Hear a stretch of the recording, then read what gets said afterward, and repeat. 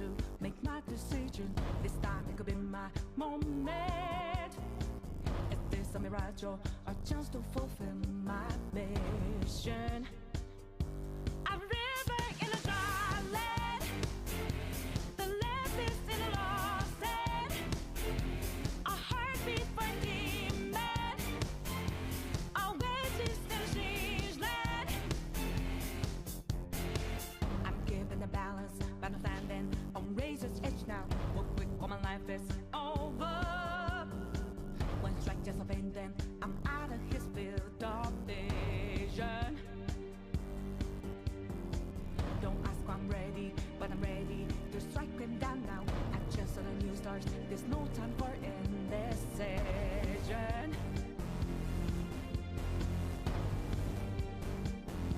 A river in a dry land, the left is in a lost head. When I hop off new beginnings, burn our feet. Now we need it, a heartbeat for demon. Oasis in a siege land. Remind us what we're here for. Creating new life, creating rivers in the desert.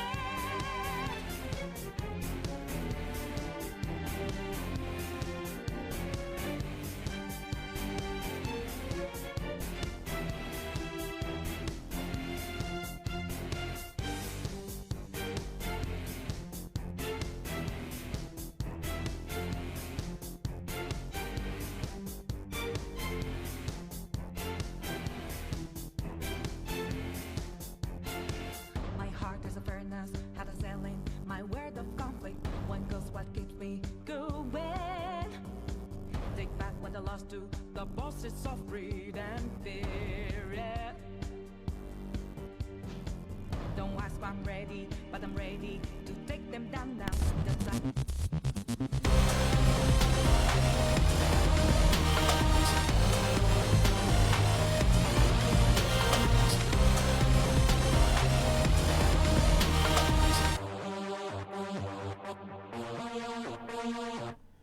What's up, guys? Welcome, everybody. There's no face cameras right now. I'm waiting for my good friend Solitaire. He's having some computer issues.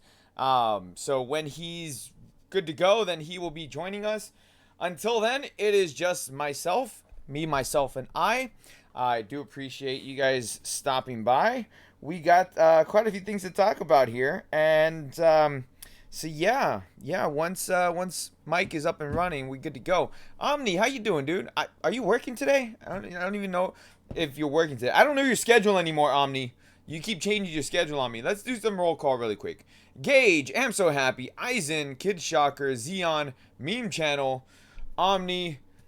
What's going on, guys? How is it going? How is everybody doing today? I hope you guys are doing well. Like I said, we got a lot to talk about. There's a lot of stuff.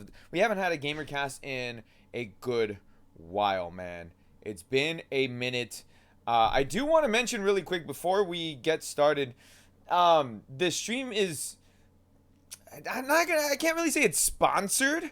It's not really sponsored by anyone in particular, but I do want to give a shout out to Restream, because Restream kind of sponsors me, but not at the same time. Like, I'm not paid to promote them, but I want to give them a shout out because they pay for my services, like streaming type of deal. So I just want to give them a shout out really quick to Restream. So there's a link to Restream down below. If you guys are streamers, Restream, you're able to broadcast yourself on multiple platforms, whether it's on YouTube, Twitch, Facebook, all those other places. I forgot to put it on Facebook. I forgot to put this on Facebook. That's fine. I can always freaking upload and do this later. Omni, so you're at home. Okay. I didn't know that, man. You always changing your schedule on me, bro. My name is pronounced Meme Cal. Oh, I thought there was like an N in there. That was my bad. Anyways, what is this stream? You don't get it. Well, this stream is regarding...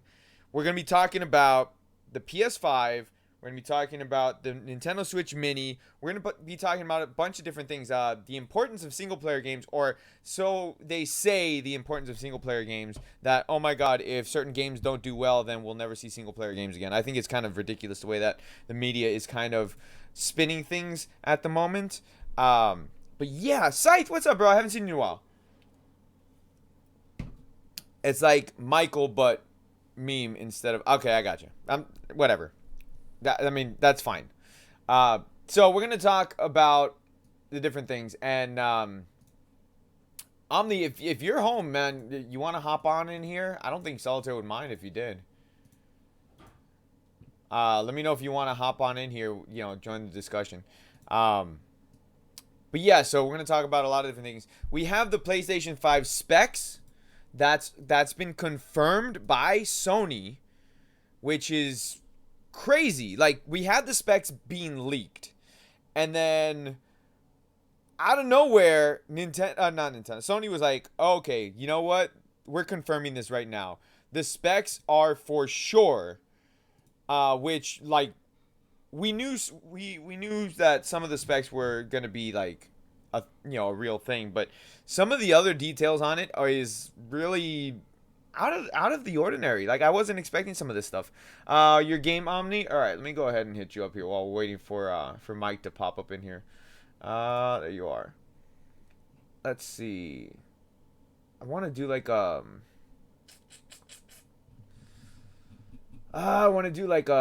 group chat convo type of deal. Yeah, let's do this. Let's just call. I'm calling you, Omni. And then, if anything, like, we can just join in the voice chat somewhere else. Of course, I can't hear you. Testing 1, 2, 3. Dude, whoa, what's up with your mic, bro? Oh, give me 1 second here. We need a console that can run Steam games. There's a lot of people have been wanting a Steam console for a good while now.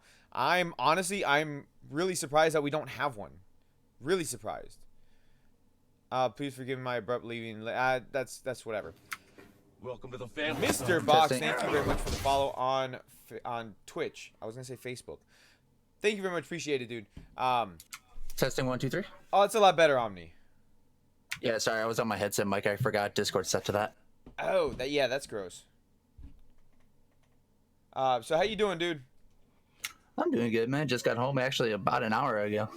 Okay, guys, can you hear Omni well? If you can hear him if you can hear him well, let me know in the chat. So the way this is gonna work, we're gonna go through the topics, and then we'll address the chat at the end to kind of just like have a chat discussion. But until then, we're gonna hit the topics because that's what we want to do. I don't want this to be like a 2-hour stream if I can help it. Sounds good, man. Like I said, I'm game. I know a little bit about the PlayStation 5. I have not heard about the Nintendo Switch Mini, actually, so I'm intrigued about this one. You haven't heard about the Switch Mini? No, I have not, actually. All right, well, we're gonna start with the PS5 first, just because like the Switch Mini is kind of a rumor, but not at the same time. So we'll discuss that in a bit. But first, before we start anything, Omni, why don't you tell everybody what you've been up to lately? What's up with your channel and all that stuff. Then I'll say what's up with me, and then we'll go on from there. Just main thing, been working with NWA Games with Power Rangers Battle for the Grid, which has been a load of fun. Now that I've finally figured out it was my own stupidity with my rendering software, I'm going to be pumping out videos for that in the coming weeks. Other than that, just chilling and learning new tricks of the trade right now. You did pick up Dragon Ball Heroes, though. Yes, I did, and it is the greatest game to ever grace gachas ever. I don't know about that, but it's the greatest free-to-play game. I don't have to put any money in it. That is true, except that you paid how much for it? I'm not going to talk about that. And then there's the matter of how much you pay for the Switch too. So technically, you did put in quite a bit of money for it. The Switch was a Christmas present, so there's nothing on the Switch. Well, but no, it's actually a really good game. I'm actually, because of it, I actually have not touched, like, I played Dokkan one stream, but I haven't touched Dokkan as I used to. It's kind of gotten me to wean off Dokkan. Well, I guess that's a good thing. You know, because that's a money pit. We all know that. Yeah. I mean, all those games are a money pit, but that's not what we're talking about today. So for me, I found a renewed love for SAOIF. You know, with the 1 year anniversary, they did a lot of changes on the game, which made it so much more fun to play, believe it or not.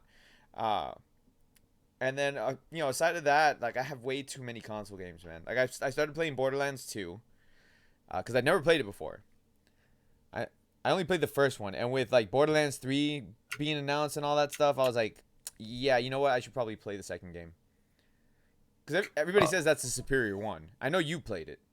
Yes, I played both 1, 2, and the pre-sequel, and 2 is by far the most superior of the 3 so far.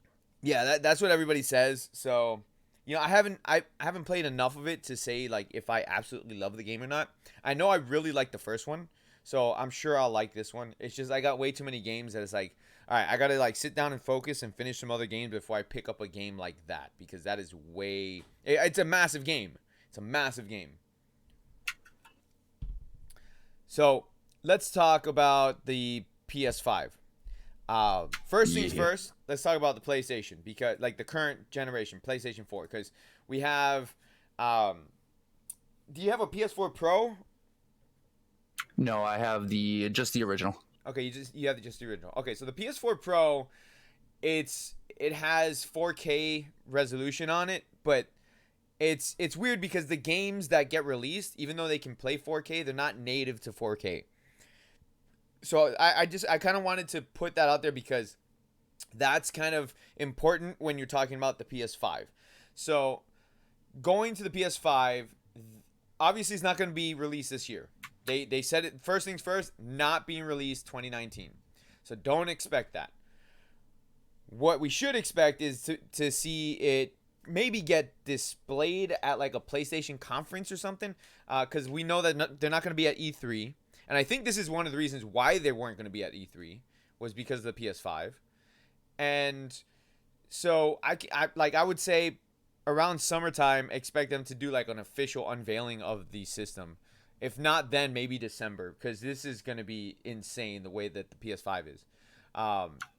Yeah, it's going to be it actually took me by surprise for a second when I first heard about it, because at first I forgot it's been 7 years since the PS4 already. Like, how long? It's been already about 7 years since the PS4 almost. Well, but that's about right though, because with that, see, the thing is with the consoles these days versus how it was back in like PlayStation 1, PlayStation 2 era, is that we have mid-generational upgrades. So that's why we had the PS4 Pro, we had the Xbox One X, you know, because there's like mid-generation, they upgraded the system a bit. Versus before where we didn't really have that. Like, you know, you had the original PlayStation 2, and then we had a PlayStation 2 Slim, which wasn't an upgrade, it was just a smaller version of it. And in fact, the PlayStation 2 Slim, I would actually say it's a downgrade because you can't put a hard drive into it like you can the original PlayStation 2. Same thing like PlayStation 3. We had a mid-generational upgrade for that in the PlayStation 3 Slim. So that's why the generational consoles are lasting a little bit longer, because we have that mid-generation shift. But what they're saying with the PS5 now is that we won't be seeing something like that, where it's a massive shift because of the way that they're designing it. So we won't see some sort of mid-generational shift. Instead, they're going to push through updates to the software for the system, like more so than they currently do, to kind of like upgrade everything on it, instead of just like, okay, we're going to push a little update here for this compatibility issues and stuff like that. So yeah, for me, it wasn't the fact that it was 7 years. It's the fact that it went by so fast. You know, like when I first really get into gaming, you know, PS2. Like I used to always game, but I was more PC.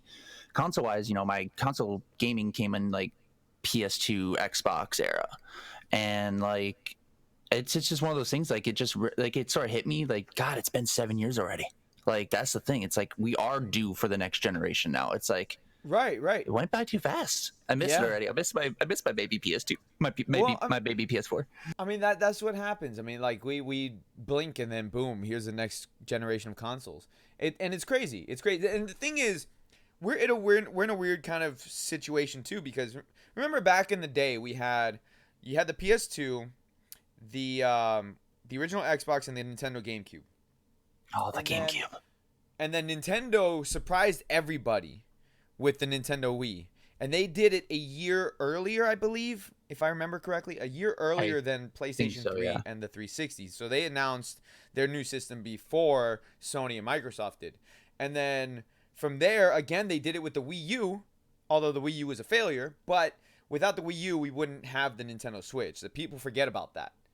You know, the Wii U, Exactly. the way I see it, is like it was a precursor to the great system that we have now for Nintendo.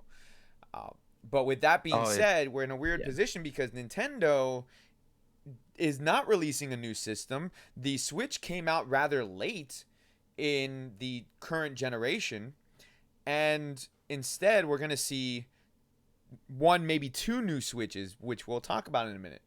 But, you know, going back... Like that's one of the things is like Nintendo's is like I actually like the way Nintendo's doing it is they're on their own schedule. They finally realized, I think, that they don't have to drop a new system when the two bigger ones drop, and it sort of helps them. It helps them out. Yeah, and they actually did it the way that it happened. I mean, the Switch is popular now, and right now, obviously, with the announcement of the PS5, we're at the end of the life cycle of the PS4. So they, like you said, they're in their own cycle, Nintendo, and they did it right. They really did. It's not like a super powerful system, but it can play 1080 when you have it in the dock mode, and it looks fantastic. You know, I have no complaints.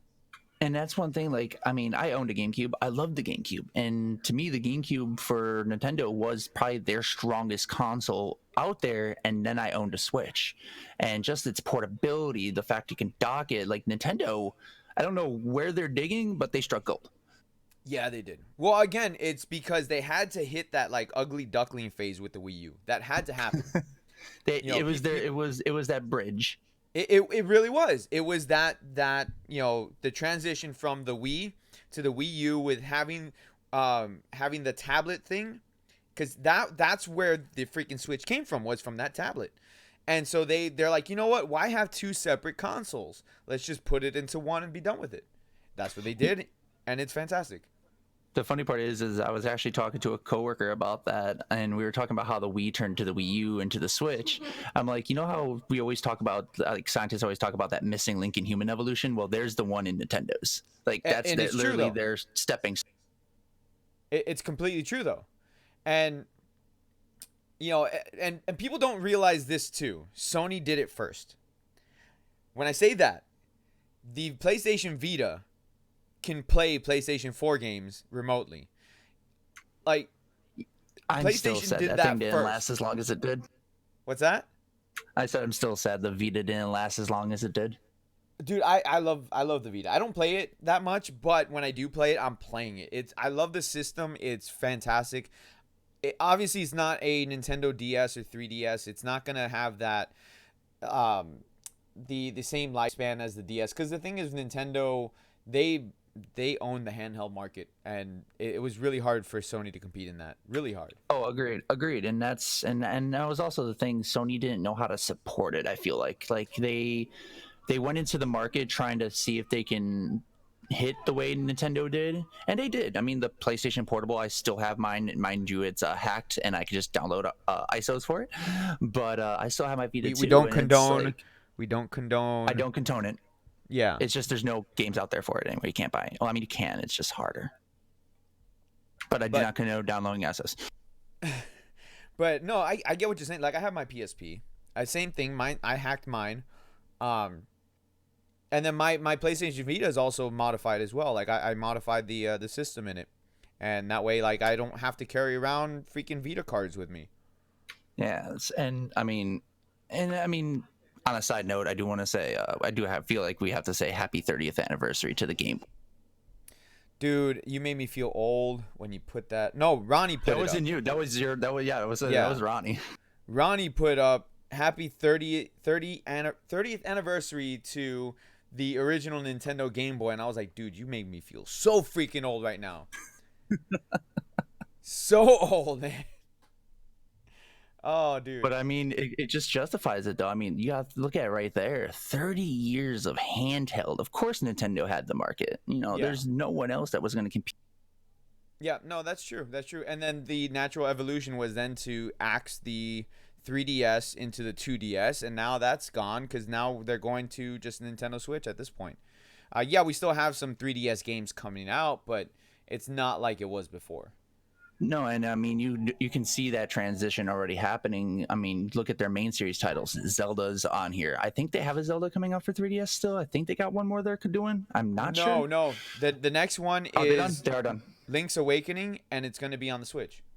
Yeah, I know that one. I thought they were doing. I heard something about one more small, like little 3DS one. No, just... there's rumors that they're remaking A Link to the Past, but that's again going to be on the Switch.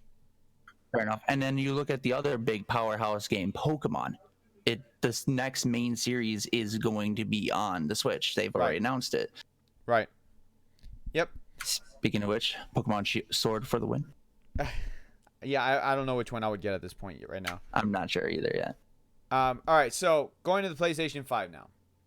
Let's start talking about it. There's going to be a lot of technical jargon here if you guys aren't very tech savvy, but we got to discuss this. Okay, first things first, release date should be, they're saying it should be mid to late 2020. So, I like I said, I can see them unveiling something in either summertime or around fall to get everybody excited for next year. Yeah, I honestly feel, I don't know if it's just the way I feel like the market goes, but I feel like it's going to be more late 2020 because, you want to get it out and then, hype it up for that holiday rush because, it will be that big item. Right. No, for sure. Another thing that they are talking about that I kind of want to talk about after we go through the specs is the price. And the reason why I want to talk about after the specs is because I feel like the specs and the hardware is going to influence the pricing of the PlayStation 5 tremendously. So, like I said, those of you guys who are not tech savvy, you're not really going to understand why, but we'll do our best to kind of explain why we feel like the pricing is going to be what it's probably going to be. So let's go down to actually looking at the specs of it. Let me pull that up here. Okay, so first things first, the confirmed specs. It's going to have a solid state drive. Obviously, they're not saying how big of a solid state drive is, but it'd be kind of ridiculous to put anything smaller than 2 terabytes just because of how massive the games are. Agreed, and that's already a good sign of the way this console is going to be if it's got a solid state. Right, it's very needed, and the way that they tested the solid state specs is they compared the loading times from Spider-Man and Red Dead to the current loading times in the PS4, and it's tremendously it's a huge difference between them. Huge. Yeah. Oh yeah. I don't have the actual specs in front of me right now, but it's like, oh man, I want to say it was like 18 seconds on the PS4 for loading, like just loading the game up, and then it was like 0.5 seconds on the PS5. Yeah, that you actually hit it right on the head. That's exactly what it was. I just looked it back up. Yeah, it's crazy. As far as the other specs go, the GPU, it's supposed to support ray tracing, which is the new thing that's in GPUs at the moment. Basically, the RTX GPUs that you see for NVIDIA, which is like the GTX 20 series, those are all ray tracing supporting. But I think they're going with an AMD. Yeah, they're going with the AMD Ryzen. Right. I think they're going with the AMD APU. And then from what I understand is that they're going to have a separate graphics with it. That doesn't make any sense if they do that. Because, I mean, the APU itself has a built-in graphics. And Ryzen, as far as I know, does not have a CPU or an APU. Actually, not CPU, but an APU that supports ray tracing. So they're going to go with a Ryzen CPU and then a AMD video card, which again, when you're talking about separate like that, then it raises up the price. Like, Yeah, because at that point you're getting in almost like custom PC right, levels of technology. right. And the whole purpose of this, and this is the other reason why I don't feel like they're going to go with an APU. Because the APU, from what they, like what everyone was saying, APU this, APU that, that's all unconfirmed. So that's why I'm like, I don't think they're going to go with an APU. Like the PS3, PS4 was all APU, and they've always been AMD. So for them to do that in the PS5 makes no sense. The best thing to do, if they're gonna do what they've confirmed, which is the RTX or the ray tracing capabilities and support 8K resolution, which is like insane. I don't understand why they need to feel like, oh, we're gonna do 8K resolution right out the gate. Listen, I don't even got a 4K television. So I don't even have a 4K monitor. So I don't see the need of 8K, but whatever. Like, As someone who works with 8K televisions, there's no reason to, No, it's insane. And how much do they cost? I mean, come on. The one that we have in my store is an 82-inch Samsung Q900 for 10 grand. Jesus Christ, 10 grand? $9,999.99. Whew. Do you get a discount on that, Omni? When my accommodation comes in, I get 75% off. So yes, I do. Robot Space Ninja said 8K because of Sony's 10-year cycle plan. Yeah, but even so, you think about it that way, like 8K by that point that we're actually using games that are native 8K, there's gonna be something better, and even so that would be at the end of the lifespan of the PS5. Like that's just 10 years is too much at like too much of a life gap or lifespan for a system, to be honest. Yeah, because by that point, like you said, we'll be almost at the end cycle of the PS5, possibly talking about the PS6, and at that point, 16K will. Yeah, right. Or they'll just straight up do VR like just fully, and that's the other thing that we're gonna talk about too, is because of the PS5, they're actually making a new VR system. Are they doing a new one? I thought they are doing a new VR system for the PS5. Oh yeah, because I just saw it said it would support the current PlayStation VR hardware. Right, it's going to support the current one, and they're going to do a new wireless headset. They're following basically what Oculus is going for this year. Yeah, I'm actually really excited about that though. Like, just imagine for a second. All right, just imagine for like, especially like we're talking about a system that's going to support 8K. Okay, it's going to be this system's going to be more powerful than our PCs, Omni. All right? Which hurts my soul. What's that? That hurts my soul a bit because I just upgraded my PC. I know, but we're going to talk pricing in a second. But just imagine for a moment, okay, a system that is more powerful than our current PCs, that's going to come out next year, and it's going to have a wireless headset that is compatible with the PS5 that supports 8K. So that means that the wireless headset in and of itself would probably be 4K minimum.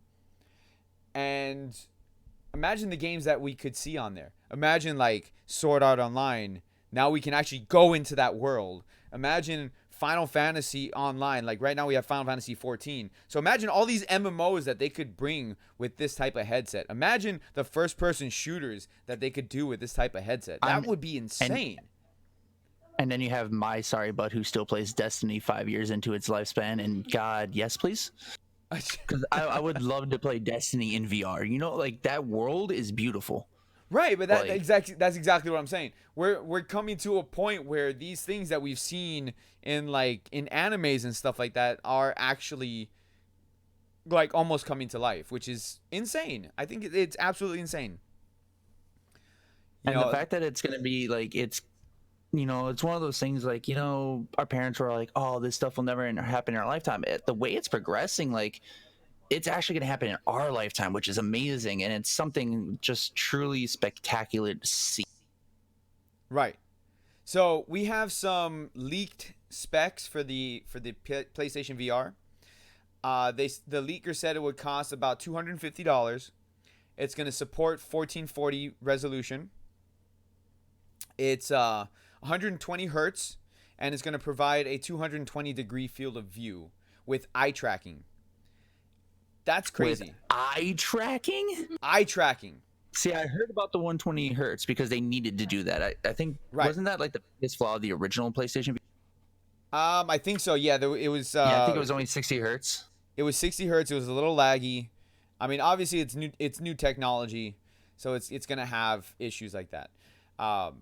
But eye tracking, and so the diagram that they have, or the blueprint or whatever you want to call it, the leak diagram. There would be an extra unit that will come with a headset. It'll go next, or plug into your PlayStation 5, and that's what will track the headset for you. That's crazy. That's actually really awesome. It is. Like, this is something I didn't hear about, was the new VR. So this is actually news to me. This is actually pretty. Yeah, it's really cool. So currently Sony did a patent for the wireless headset, and let me see if I can bring that up for everybody. Hold on. No worries. While you're doing that, really quickly, Robot Space Ninja did say, what scares me with the PS5s is if the SSD is soldered onto the board. I don't think they'll actually do that. Only because Sony makes a big deal with the ability to actually upgrade our hardware. Yeah, I don't see them doing that. Or if they did do that, they might make it so that way we can add another one. Heck, I mean, if they're doing solid state drive, they could probably like you said, even just add one or have more spots for like just multiples. They could easily put, like, solid state drives are thin, like really thin. You can fit like probably two or three of them on top of each other, like you do a hard drive almost. Yeah.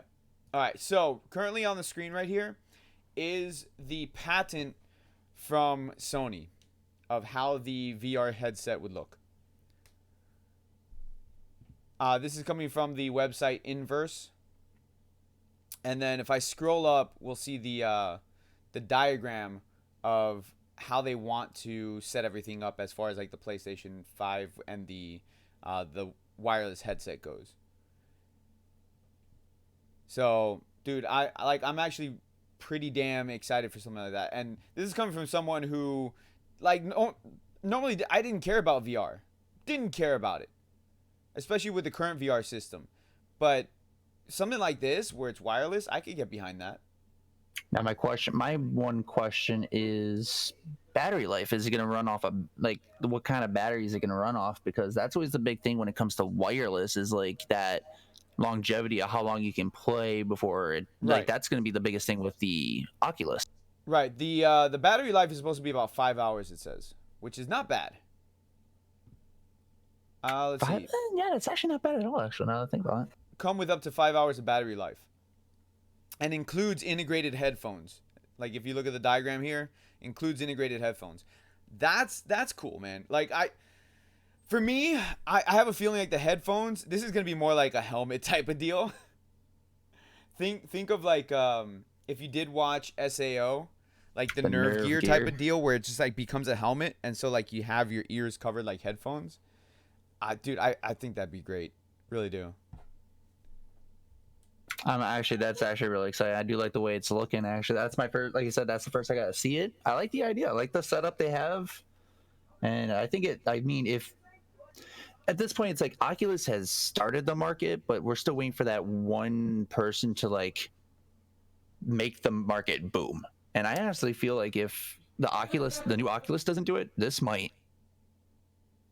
Yeah, dude, like everyone's on the VR rush. It's like first person to the moon, Whoever nails it first is going to be everybody's hero. Oh yeah, and it will basically either like, it's one of those things that can take your company from being like, tied with another, like, the whole Xbox Microsoft thing. Like if Sony does it, like, what's not to say they're the best gaming console company of all. Right. Um. Okay, so Robot Space Ninja's saying, I wonder if they'll use Bluetooth or direct Wi-Fi. Um, if they did direct Wi-Fi, it would save the battery life, but it would be laggy. So honestly, I would say they're gonna go with more Bluetooth because then you don't have to run off of a Wi-Fi system, which tends to be a little bit laggier than Bluetooth does. Not to mention the audio is easier to put through Bluetooth as opposed to Wi-Fi because again, you have that it's more stuff to get interfered with and just lag. So Agreed. And the chances of you walking away from your console, because Bluetooth does have a range, like a limited range, but like you're gonna be in that room at all times with it. So I agree. I definitely say. well, let's be honest here. The PlayStation 4, their Bluetooth is the range is incredible. I can have my PS4 in my room where I have my games, my stream setup. I can be across my house in the master bedroom and playing the game, even though like I can't see it, but I can legit play the game with my controller across my house. And that's going through multiple walls and everything. So their current Bluetooth setup in the PS4 is actually pretty insane. All right, see now, like I've never had the Bluetooth headphones, so yeah, that's actually good to know. So yeah, yeah. Wi-Fi direct Wi-Fi had speeds up to 250 megabits per second. Bluetooth is like 25. Yeah, but it depends because if you're running off of Wi-Fi, is it going to be Wi-Fi off of the system that's emitting the Wi-Fi out? Because then you're going to have you can have interference and stuff like that. That where Bluetooth is a little bit more dedicated. That's what I'm getting at. Is Wi-Fi it's easier to interfere with. And I mean, if you already have a Bluetooth system integrated into it, why do you need a Wi-Fi to project out and add more to the cost? That's what I'm getting at as far as the system goes too. So if you're gonna do that, that's like for example, I built my PC. My PC doesn't have Wi-Fi on it. I have it connected direct to the router. The router has Wi-Fi, obviously. So the router's emitting Wi-Fi signals for like my phone or my laptop or whatever device I'm using. Now, it's easy to interfere with the signal from the computer to the Wi-Fi router if I'm using it that way. I just turn on microwave. Boom, done. It's interfered. It's so easy. But now Bluetooth is more dedicated. It's different wavelengths. So Bluetooth, if someone turns on the microwave, I got no interference with my controllers on my PS4. Nothing like that. No problems with that. It's a different wavelength and it's already integrated into it. Why do you need to go and add more costs? They don't want to add more costs. They want to try to make this as cheap as they possibly can because the cost is already going to be up there. It's already going to be up there. They go with a Wi-Fi 6 card, it would just be in with that. Again, you're adding more costs though. That's all cost. They want to cut corners everywhere they can. And if they're gonna go with a headset, maybe the headset might have wireless, but then you're gonna have to put wireless emitters, like you said, a six channel or 6 card Wi-Fi into the I was gonna say PS4 into the PS5 to emit the signal out. So then it's picking up the signal from Wi-Fi connected to your router, and then it's got to emit a signal to your own PlayStation headset. So then, unless you're gonna say, okay, then it's gonna run off of your router, but then that's definite lag, because then you're going from one system to the router to then to the headset. I've done that. That sucks. That's how I used to stream my Dokkan streams. It sucks. Yeah, honestly, I think they'll stick with Bluetooth. Honestly, Wi-Fi is there. I mean, who knows? They might keep Wi-Fi as an option. They might, but like you said, this thing is already gonna be a powerhouse. So like you said, they got to start cutting corners somewhere, or this is gonna be easily $1,000 console if they keep adding all the high tech. I mean, who knows? Maybe like hardware will be a lot cheaper. I'm not saying that a Wi-Fi card's expensive. It's not. Wi-Fi cards are not expensive. I don't want anybody to think that that's what I'm saying. Wi-Fi cards are not expensive at all. They're like $40. It's not that expensive. But you still got to think consumer wise, we got to cut costs somewhere. You're already putting a GPU into this thing that's going to support ray tracing. That right there is expensive. You're going to have a Ryzen chipset, the newest one. I think they're saying Ryzen 2. Is it Ryzen? I think it's Ryzen 2. No, I think it's the Ryzen 3 because I've got a Ryzen 2 on my computer right now.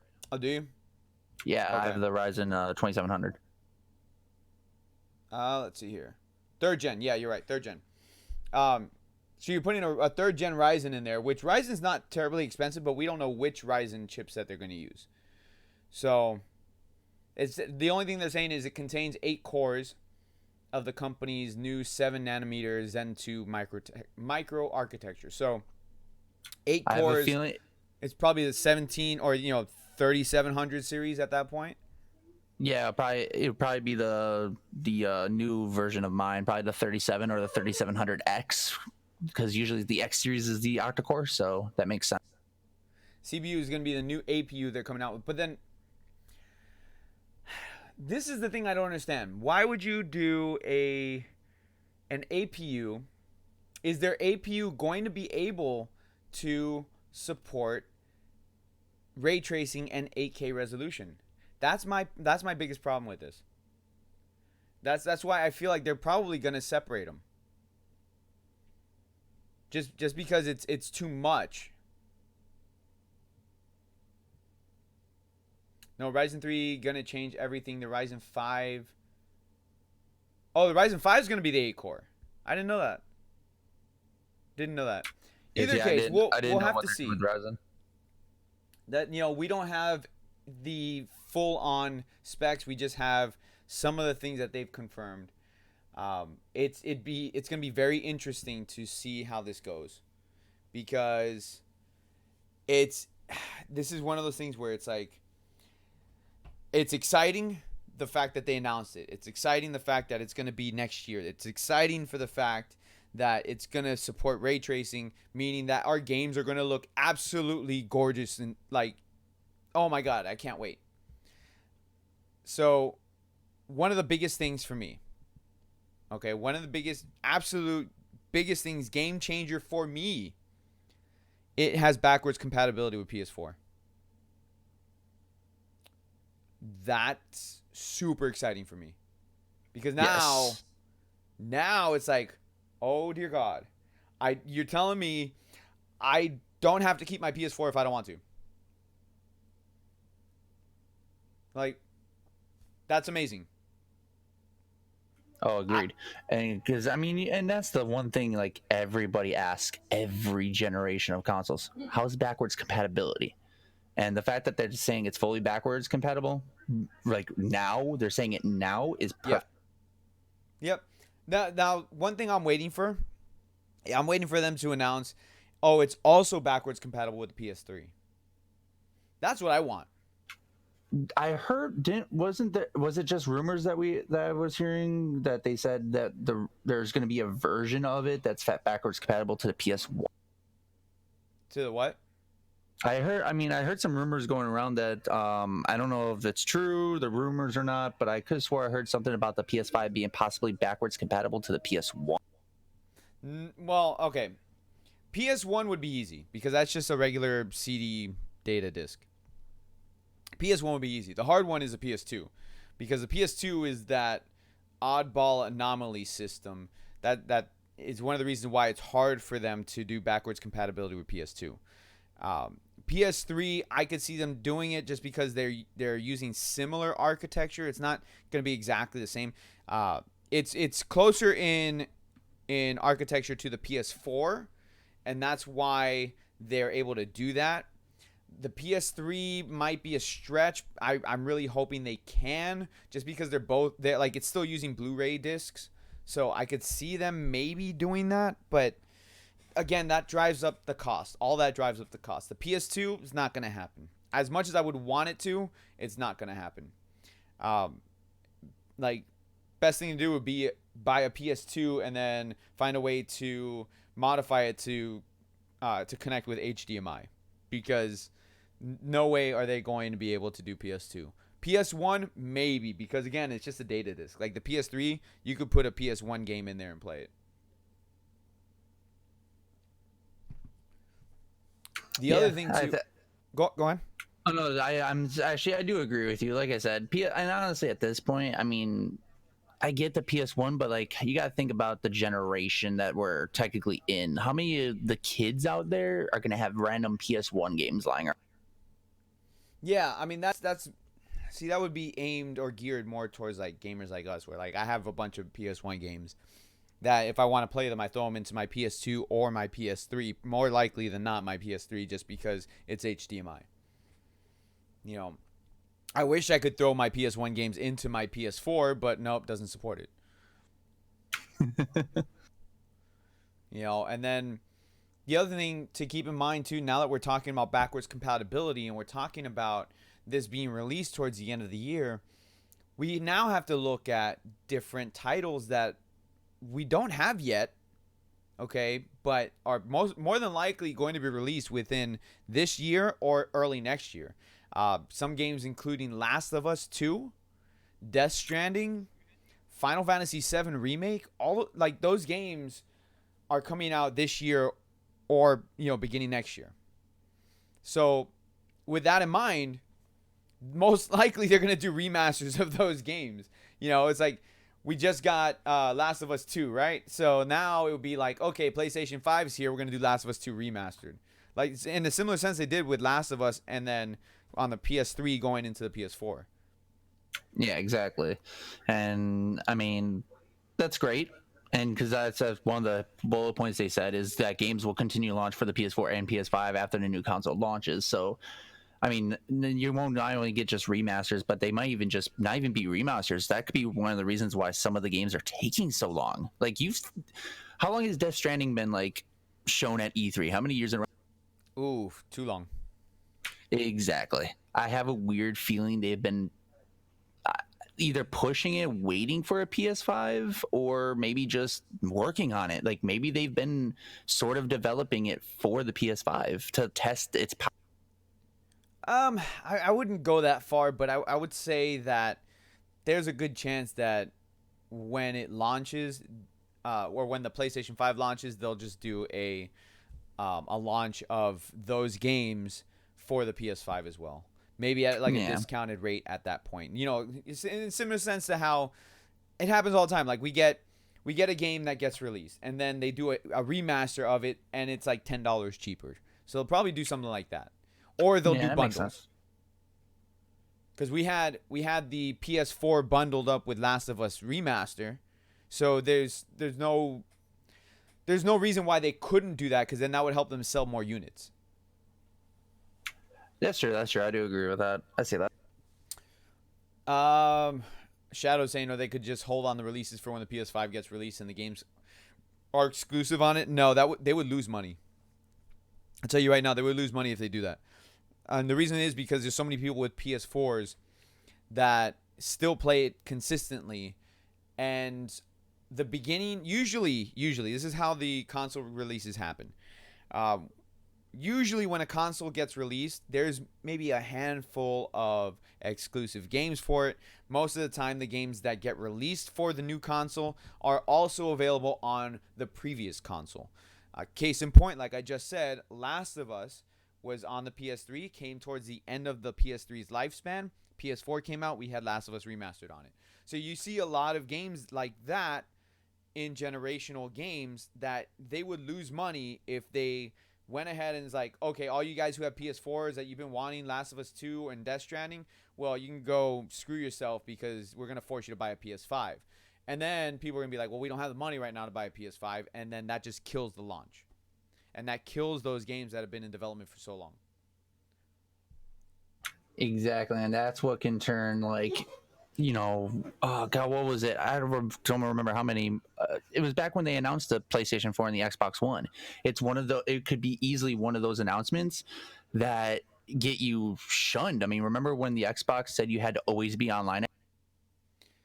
Yeah, that was bad. It's one of those situations. Like if right now you're in that point where people know it's happening.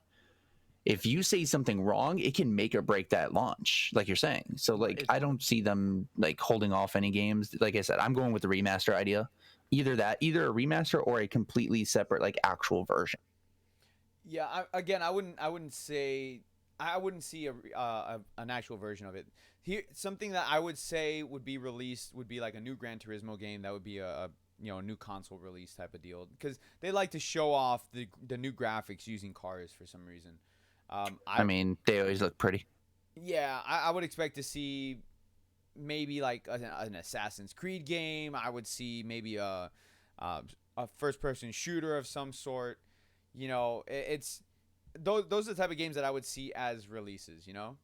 That's actually kind of got me thinking because didn't Ubisoft say they're taking a year off Assassin's Creed?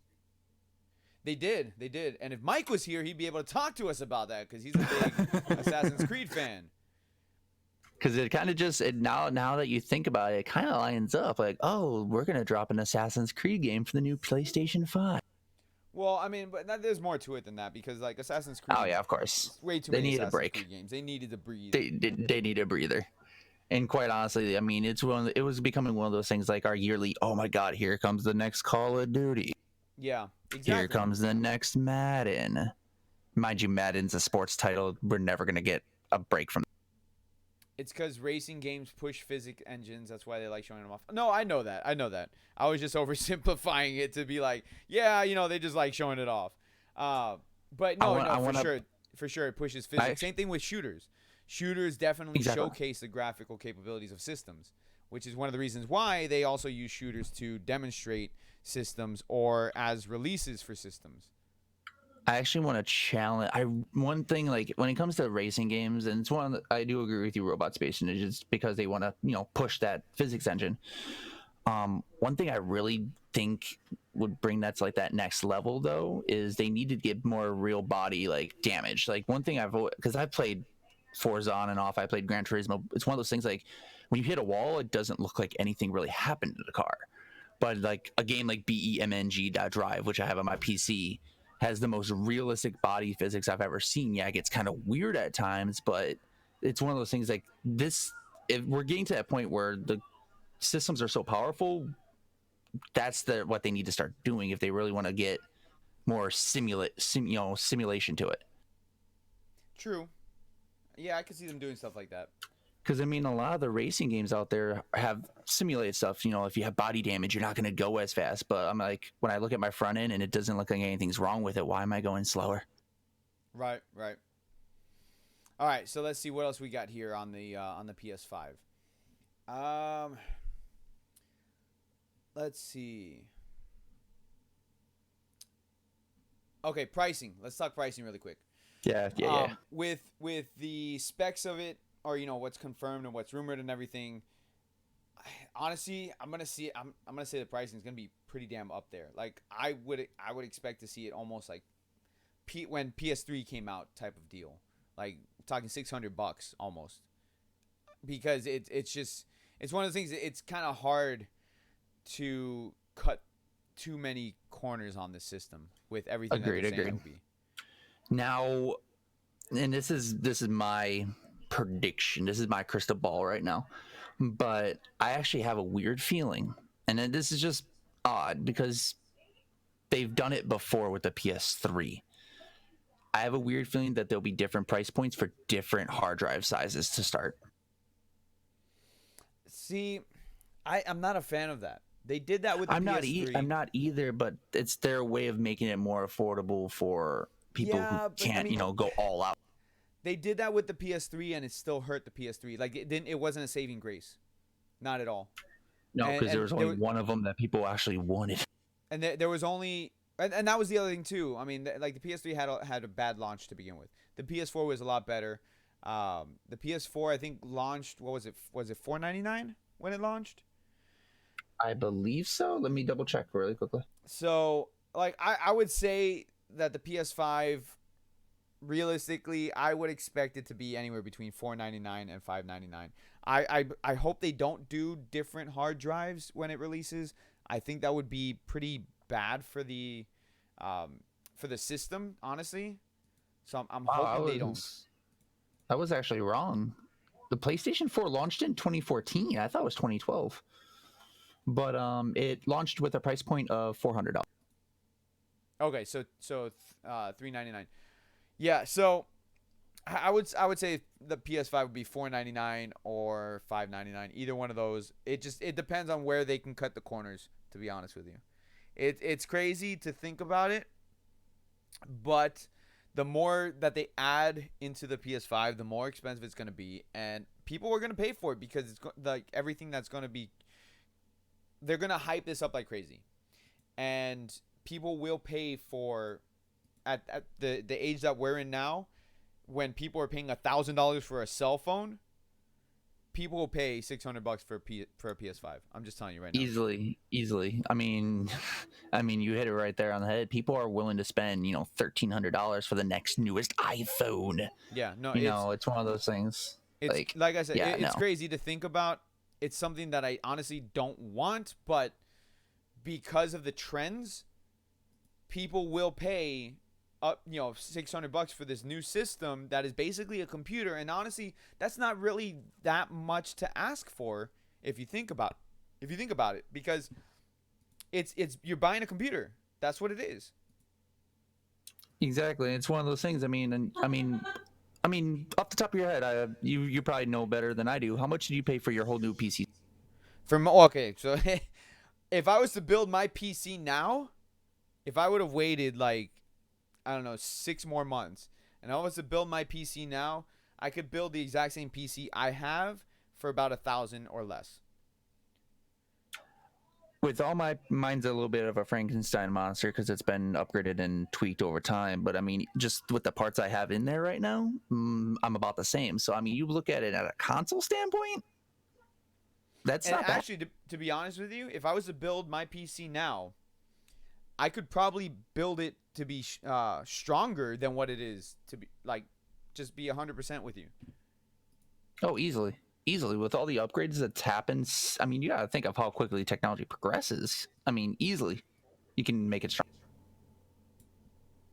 Right, and so that's what it's like. Well, all right, here we go with the new PS5, and it's stronger than my freaking PC. So that makes 100% sense, right?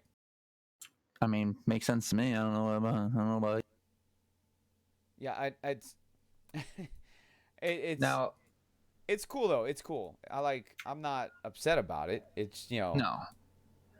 I'm slightly soul burned by it, but it is what it is. I mean, I love my PC to death, but like it's just, I mean, it's one of those things. Technology is progressing. The consoles have to keep up with the PCs nowadays. Like PC has been like graphically destroying them because of how powerful PC can be.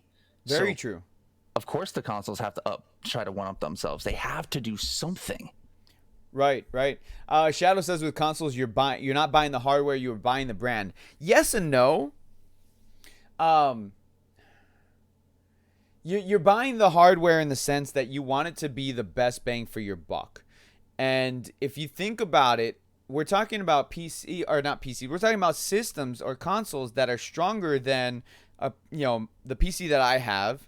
Which my PC's not. I'm not gonna say my PC's like a massive beast, but it's not. It's no slouch either. It's just it's outdated technology, and it's a year old. That's ancient in PC terms. True. So, the hardware that we're buying, I think honestly this would be the first time. No, not the first time, because you have the Xbox One X, which is very powerful, and they always market it best way to play your games. Well, yeah, you had no games to play with. But the thing is that the PS5, it will be the first time for Sony that you are buying a system for the specs, because it's crazy. But we gotta move on to the next topic. Yeah. Let's move on to Nintendo. Thing. We're gonna move on to the Nintendo Switch now, because there's a lot of news, man. A lot of news. We were on PlayStation for like an hour. Poor hyperactive Lotus brain hurts. So the Nintendo Switch. There's apparently 2 Nintendo Switches that are rumored, and one's actually not so much a rumor anymore. It's basically been confirmed by a news source who works with Nintendo that the Nintendo Switch Mini is actually coming, and we should probably see that. I think they said around fall, either the end of summer or beginning of fall. Yeah, I'm seeing a lot of things saying fall right now. Yeah, so the Nintendo Switch Mini I think is a really cool idea. There's a couple key things on it. One, the rumors for the Nintendo Switch Mini are it won't have detachable Joy-Cons. The other thing is it will be dockable, which I'm excited that it's going to be dockable. Because So then that means you will have to have a actual controller for it when it's docked. right, you'll have to have extra Joy-Cons or an extra controller, which is it's not hard to come by the extra controllers. I mean, you could go to GameStop and buy a controller for like $30. It's not too bad. Robot Space Ninja has a really good point, actually. He just brought up the Mini will drop around the same time as Pokemon, probably. That would be a good way to market. That would be good. That would be really smart because then it's like they can bundle it. Yep, you got you want your Pokemon Sword exclusive version or your Pokemon's? Yeah, that'd be brilliant. It really would. And the thing is, like, okay, so here's the thing with the Mini. The Mini is obviously geared at kids. Obviously. Oh yeah, because my big hands already can't hold the Switch naturally. So, that's really good for me, for example, because I have kids, and if I want to play on the Switch, I can't because they're playing on it.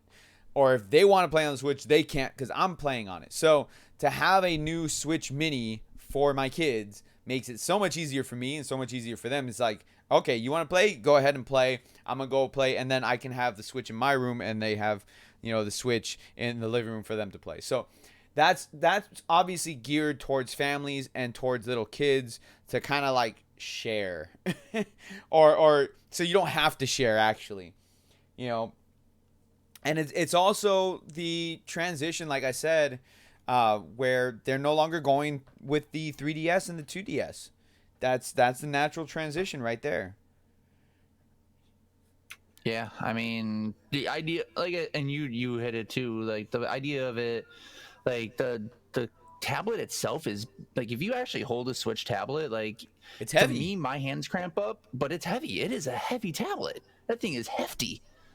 But I mean, the idea of a mini one, I kind of honestly saw it coming when I first got a hold of Switch when it was first dropping, because one of the Nintendo reps came in and like, here you can feel it and tell customers about it, and I was just like, yeah, there's a mini coming. I can already tell because I know how Nintendo thinks. Right. Robot Space Ninja. Actually, it's going to use the same dock because the dock is one of the most expensive parts of the Nintendo Switch, and they're going to want to keep the cost down. So the ways to keep the cost down is take out the Joy-Cons, like make it so that way they're non-detachable, take out the rumble feature, and remove the dock. And the easiest way to do that is to make the dock separate.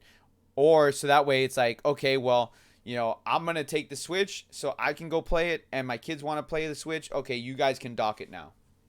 That's the whole thing is it's going to be dockable on the same dock. Yeah, it's definitely, and that's going to be the awesome part is the fact that when you're going to buy that thing, like when you go with your kids and you buy them their little Switch Mini, it's literally just going to be that tablet. Like it's going to be the tablet and maybe a charger for portability or something. Like that's going to make, I mean, the Switch is right now, $300? Yeah. So yeah, I mean, that's going to drop it immensely. I think they're aiming towards like the 200 price range or maybe 150. If it drops at 150, that would be actually pretty impressive because I'm actually aiming towards to the 2. Here's why I say this, because now we're going to get into the next part.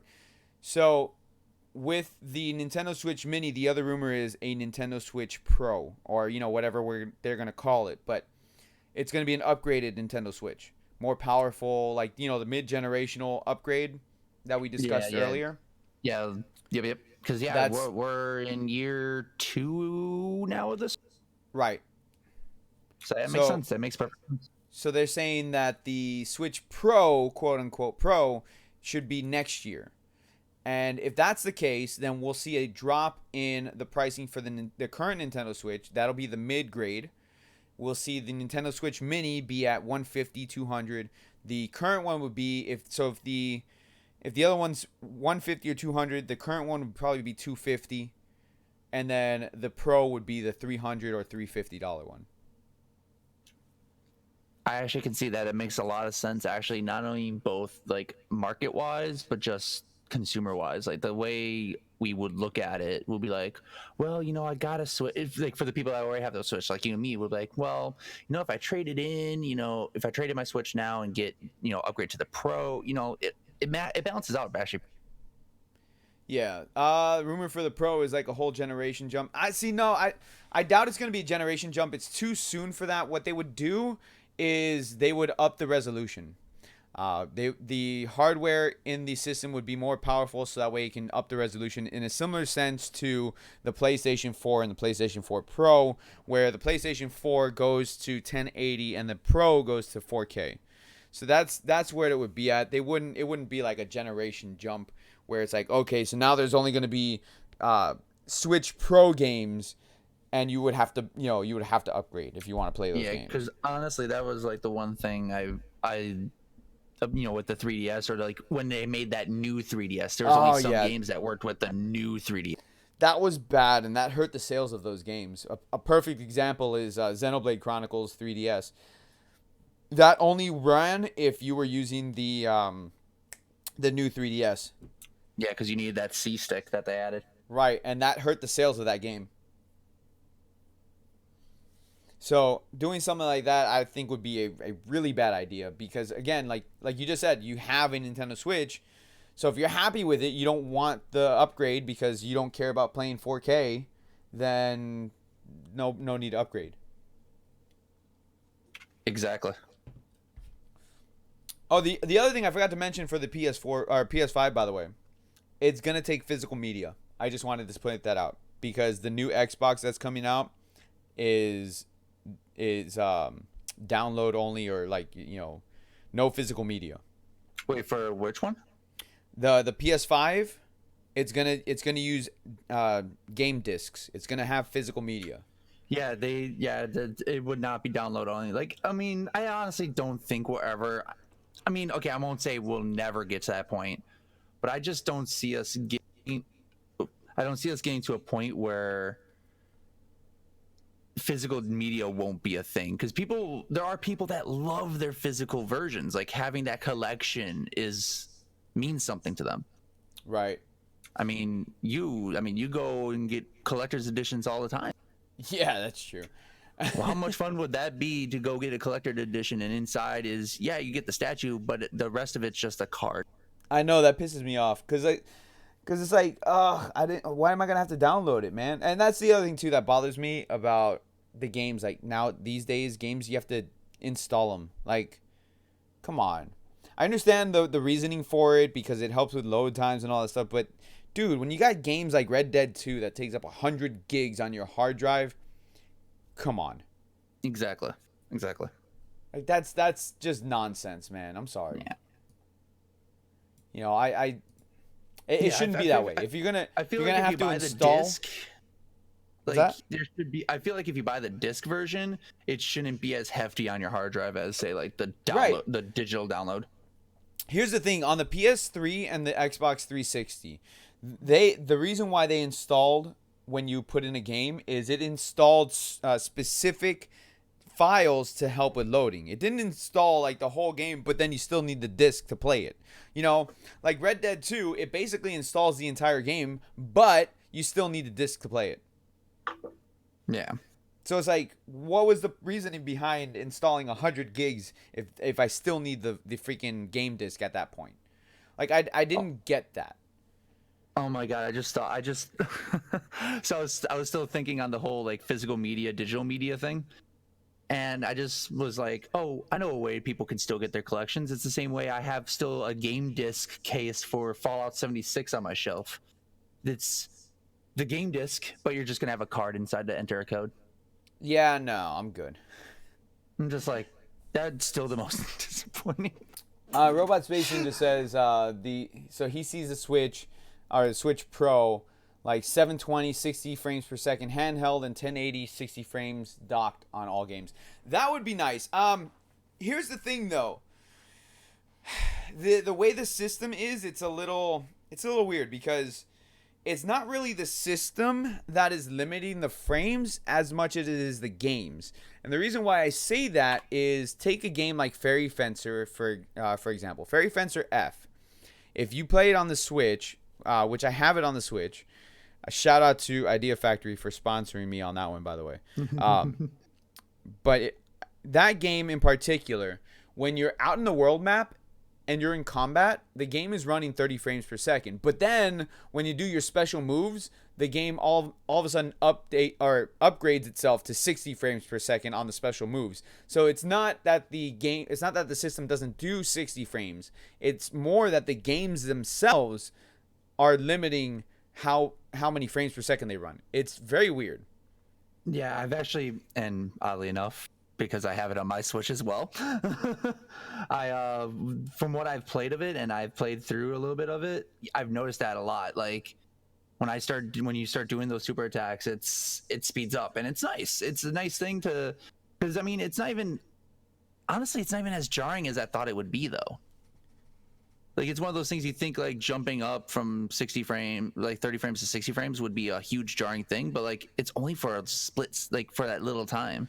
Right, but I mean, here's the thing with it. Like I said, it's not so much a hardware issue. The reason why it's like that, it's more just the software, the way they design the games. Idea Factory is actually known for doing stuff like that, where like the Hyperdimension of Tunia games are a perfect example of the game running on 30 frames per second, but then when they do the special moves, it goes 60, and it makes the game feel sluggish and weird, especially on the higher upgraded consoles. So I mean, the Switch already can handle 60 frames. They just choose not to make the games that way. Yeah, because they want it to run smooth.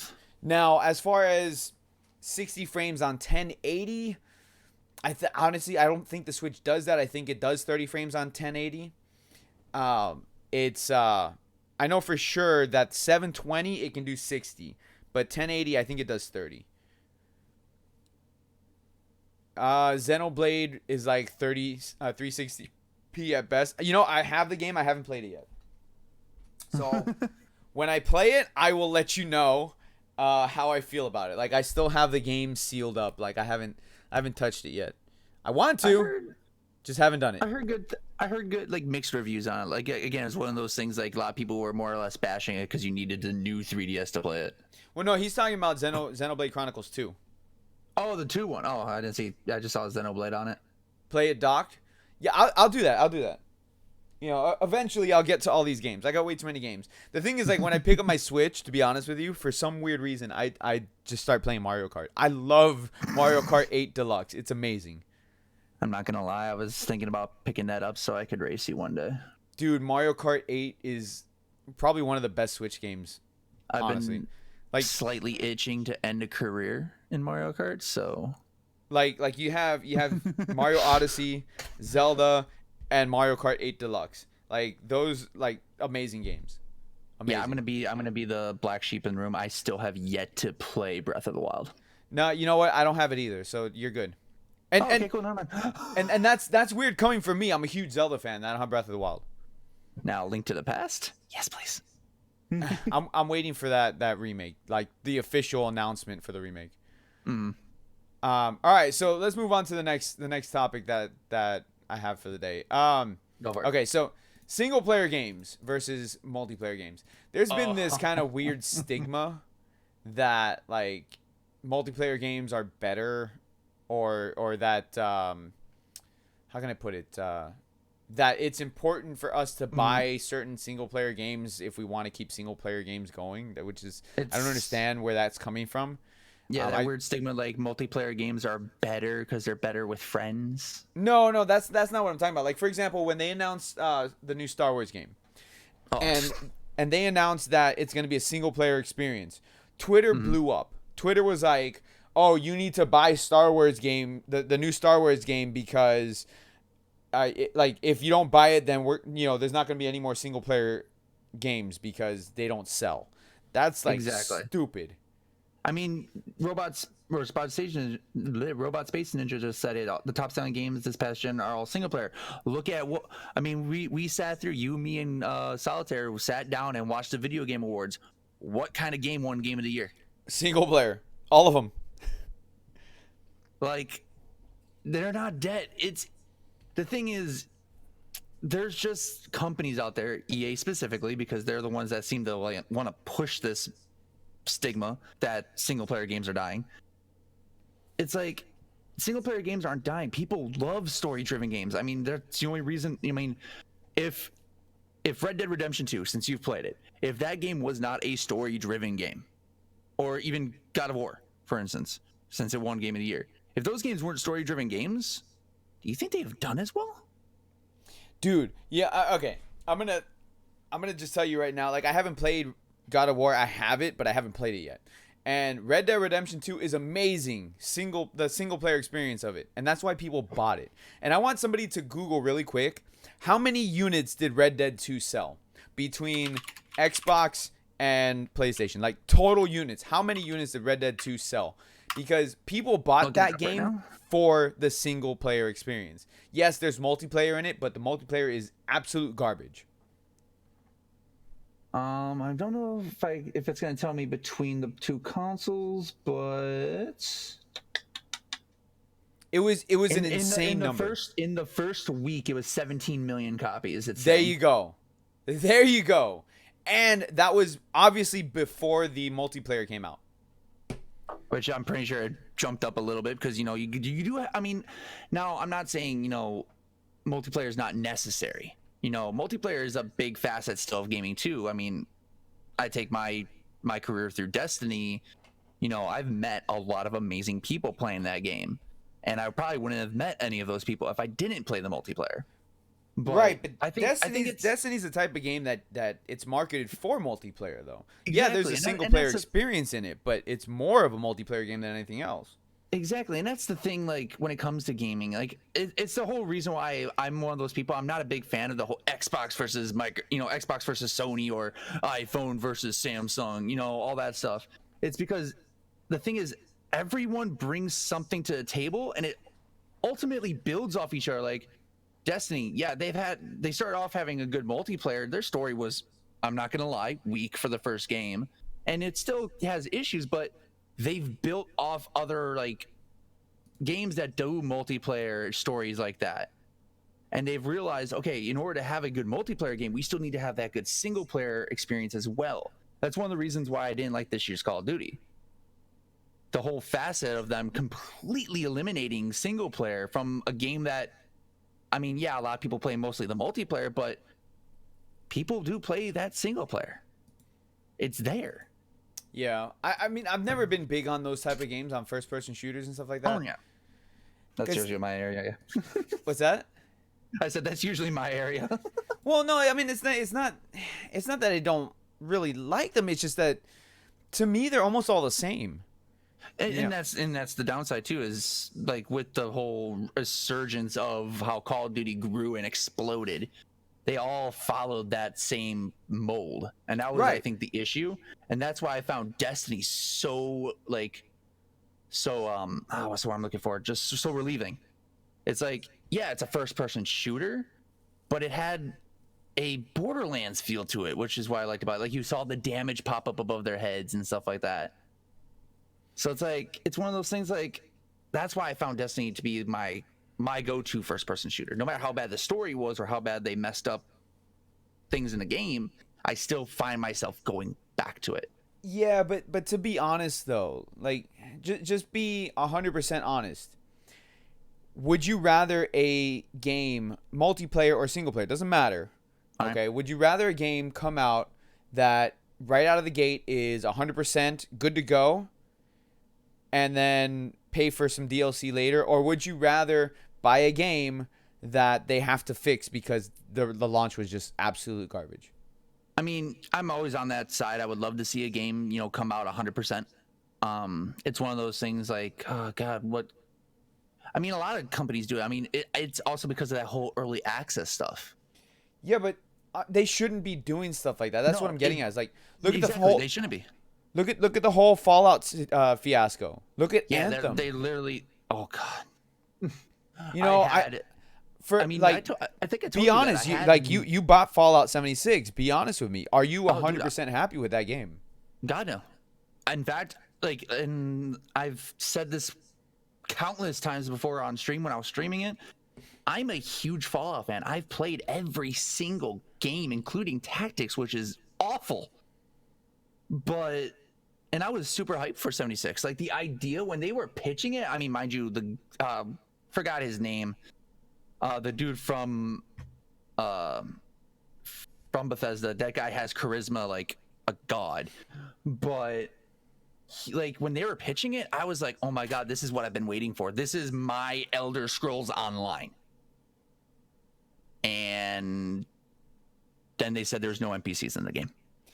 And it just went down from there. Like it wasn't downhill, it was off a cliff. Like there was no hill, you just fell. In fact, it was more or less the way I put it.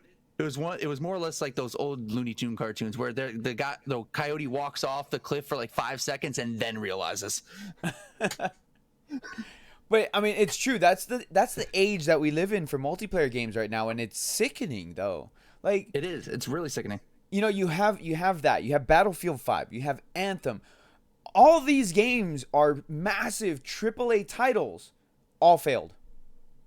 Because they didn't do a proper release for the game. Instead of doing the Nintendo thing and being like, you know what, we're not entirely happy with the product yet. We're going to delay the game so that way we can put out the best product. No, instead, EA's like, no, you know what, just throw Anthem out there and then, we'll fix it later. You know, Bethesda. Put Fallout 76. Go ahead, we'll fix it later. That's not how it should work. Dude, honestly, if they would have taken another year with Fallout 76, I feel like it could have been better. Easily. And I know they've done a lot of things to fix that game lately, but it shouldn't be like that. Yeah, honestly, one of the weirdest part about it, and I don't know if it's just me that thinks this a little bit, but it's one of those. It's just a feeling I get that a lot of these companies are thinking on the way of how Fortnite is.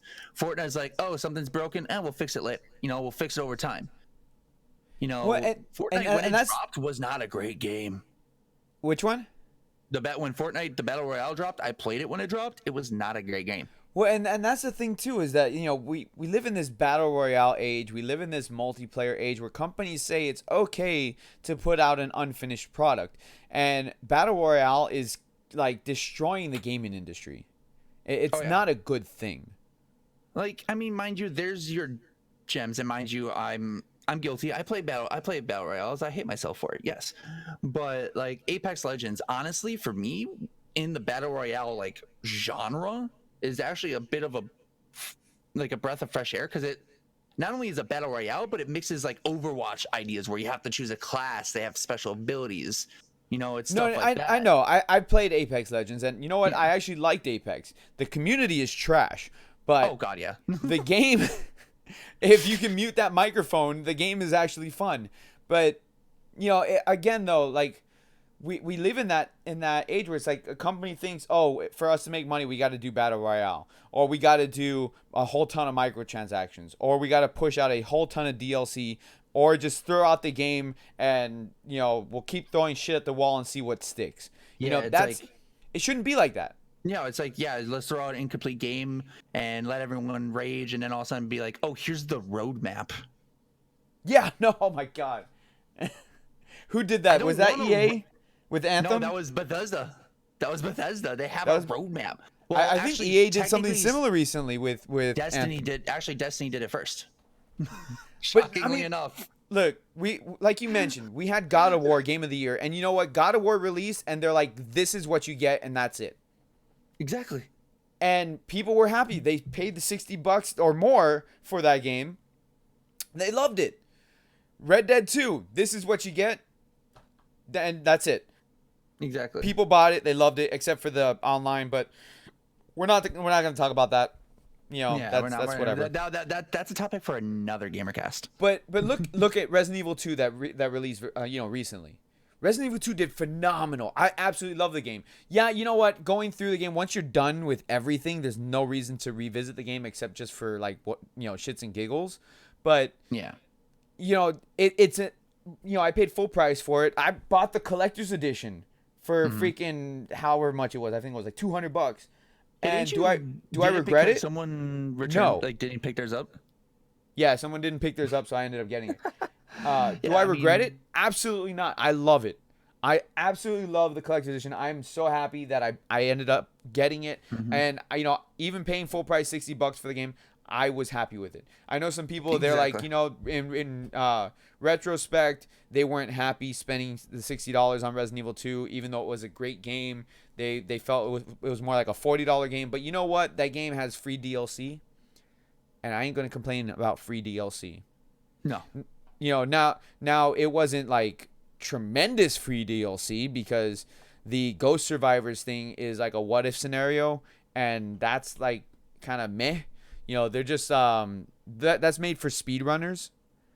And you can tell the way it's designed, but still, like, I'm happy with that game. And same thing, I'm happy with Red Dead 2. I'm happy with what's another game? Persona 5. There's no DLC for Persona 5. Persona 5. Huh? I have not played Persona 5. I haven't played any of the Personas, actually. I really want to. Yeah, it's not. There's no DLC apart from skins. Like that's the DLC is skins. There's no like what you buy in Persona 5. That's it. That's the game. And I love that because that game is phenomenal. And we're gonna have Persona 5 R coming out, or it's called Persona 5 Royal now, or the Royal. If you're gonna get Persona 5, that's the version that you want to buy. That's the enhanced version of it. It's gonna Is be that the coming one out that's soon. coming to the Switch? No, that's Persona 5S. Okay. But Persona 5 Royal is gonna be like how it was back in the PS2 days with Persona 3 and Persona 3 FES, where FES was the enhanced version of Persona 3, and it had an epilogue to the game, which was like another 20 hours of gameplay. Ooh. And the game was, when it released, I think it was $30. So Persona 5 the Royal, even if it releases at full price $60, I would buy it again because it's the full game, and it's going to have an epilogue, which, going by their track record, will be another 20 hours plus of gameplay. It's going to have a alternate story with a second main character, and there's going to be different events that happen in it. Then you have the Switch version, which is Persona 5S, that is rumored to come out, and that's not going to be the enhanced remake version of it, unfortunately. It's going to be the regular Persona 5, but they said they will have some special elements for just the Switch version.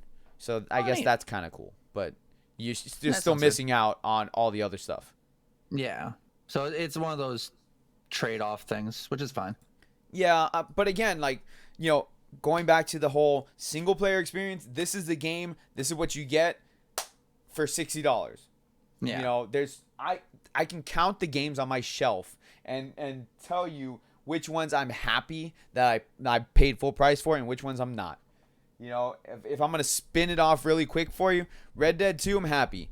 Resident Evil 2, great. Resident Evil 7, great. Mega Man X Legacy Collection, awesome. Star Wars Battlefront 2, not so happy buying that full price. Freaking Dragon Ball Fighters, not happy buying the Fighters edition. Yeah, I mean, I'm not trying to remind myself of that one either. I haven't touched it in a year. Same. Year, man. Same.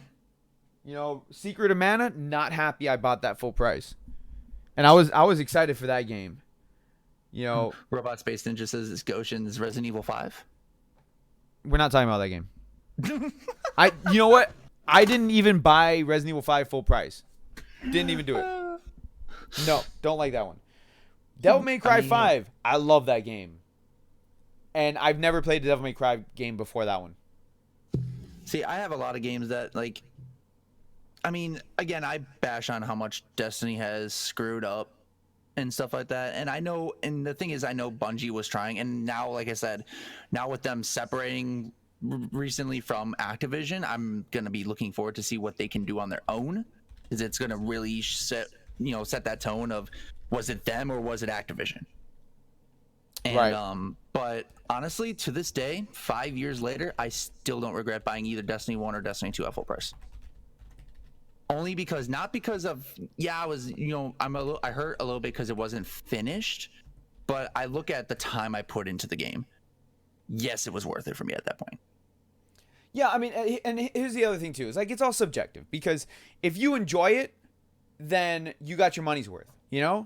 Like, that's the biggest point that I'm trying to make too. More than likely, people will, when they buy single player experience games, they know what they're buying. Yeah. You usually go into a single player game knowing full well what kind of game it is, knowing that for sure you're going to enjoy this game. The only exception to that, the way, like, for me that I can see, the only exception to that rule would be Kingdom Hearts 3. There were way too many people who were polarized by Kingdom Hearts 3. And that's a weird situation that I think is, like, honestly, it's a topic for another Gamercast, because that's just a weird anomaly. Like, you wait 15 years and you're disappointed. Yeah, I mean, yeah. I've heard some of the stories. But I think there's a lot more to it than what people are saying, because again, you build the hype up for so many years, you're going to be disappointed regardless of the product. Yeah. It's always going to be that kind of like nostalgic feel, because you're going to compare it to Kingdom Hearts 2, which was fantastic. That game was amazing, even still to this day. Oh yeah, dude, I still find myself going back and playing Kingdom Hearts 2. Just like you said, it's one of those things, once you've done everything, there's not much to do, but going back just to play it for, honestly, it's more for nostalgia's sake, Right. No, exactly. And the thing is, like, there's always going to be those games where it's like you love because you loved it before, and it's always going to have a special place in your heart. And Kingdom Hearts 3, I think, was just too Disneyfied. It was too much Disney. And I think that was one of the problems that people had. There was no Final Fantasy characters in it, which I was like, I didn't buy the game. See, I did not hear that. Wow. Yeah, there were no Final Fantasy characters in the game. And people kept asking me, he's like, "Oh, Goshen, are you going to buy Kingdom Hearts?" I'm like, "No, cuz I bought Resident Evil 2 instead." And I was way more excited to buy Resident Evil 2 than Kingdom Hearts 3. How do you not have... Okay, my head hurts now. Yeah, they didn't have Final Fantasy characters in Kingdom Hearts 3. There was no Cloud, no Sephiroth, no epic fight against Sephiroth. There's no Tifa, no Squall. Squall was a huge character in part 1 and 2. How can you not have him? Like, I can't fathom that right now. I did not know that. That's okay. I have Dark Souls 3. I did buy this. I bought this on Black Friday. Damn it, man. Sorry. So you guys can get ready for a rage stream with Gotians when he plays Dark Souls 3. I completely forgot I bought this. It's the complete edition, so it's got all the DLC on it. See, guys, this is what happens when you become like Goshen and you buy games when you have a backlog. This is exactly what happens when you have a huge backlog of games. You completely forget everything that you have. Like, I was looking at my games and I'm like, what is that? And it's Dark Souls 3. I'm like, I have that game? What? Hey, give me 1 second. I think I just heard my cat knock over something in my bedroom. Oh, it's all good. Give me 1 quick second. Yeah, while you're out there, I'll see what the chat's saying. Gonna call it now that a Nintendo game will get Game of the Year this year. What Nintendo game would get Game of the Year though? Like, we're only in April. Like, you think about it, there's not that many Nintendo games that have been released this year so far. Like, when I say Nintendo games, I mean like first party games, not third party games, because obviously there's a ton of Nintendo games that have been released, but I'm talking about first party Nintendo games. What Nintendo game would get a Game of the Year as of the games that we have right now or games that are coming up. Now, I'm no way, I'm sorry to say for Pokemon fans, no way that Pokemon Sword and Shield would get Game of the Year. There will never be a Pokemon game that will get Game of the Year. There's not enough depth into those type of games. Astral Chain, Fire Emblem. You know what? Fire Emblem would be a good option. Fire Emblem looks fantastic. I think, honestly, Fire Emblem's probably going to be the first time that I actually buy a Fire Emblem game. That game looks incredible. Absolutely incredible. So I could see not Game of the Year, but I could see Fire Emblem getting a couple of rewards. Or awards, not rewards. But not Game of the Year. Like, honestly, I think the closest they could get to Game of the Year would have been Breath of the Wild or Super Mario Odyssey. Because Nintendo's got great games, but unless they're going to drop Metroid Prime 4 this year, I don't see them getting anywhere near Game of the Year. Like, let's just be 100% honest. I would love for a Nintendo game to get a Game of the Year award, but again, Metroid Prime 4 probably be the closest thing, because that would be freaking fantastic. I'm so looking forward to Metroid Prime 4. Speaking of Metroid series or Metroid Prime series, they need to release the Metroid Prime trilogy on the Switch. Yes, please. I need that because Metroid Prime 4 got delayed. So because that got delayed, they need something in between. So a Metroid Prime trilogy on the Switch, an HD, a true HD Metroid Prime trilogy. Give it to me. Give it to me, dude. Yes, I'd be game for that. Because, I mean, especially not just for the fact that Prime 4 was delayed. I feel like it's that time. Like, again, we got a new generation of gamers getting the Switch. Let them experience that game. Because, like, you're going to drop 4 and kids are going to be like, who are these characters? Well, I mean, yes and no, because Metroid games are they're not really those type of games that like you don't have to know who's who. Followed. The Prime series have sort of followed a story. Look, the Prime series, honestly, Loosely. I don't remember anything from the story in the Prime series.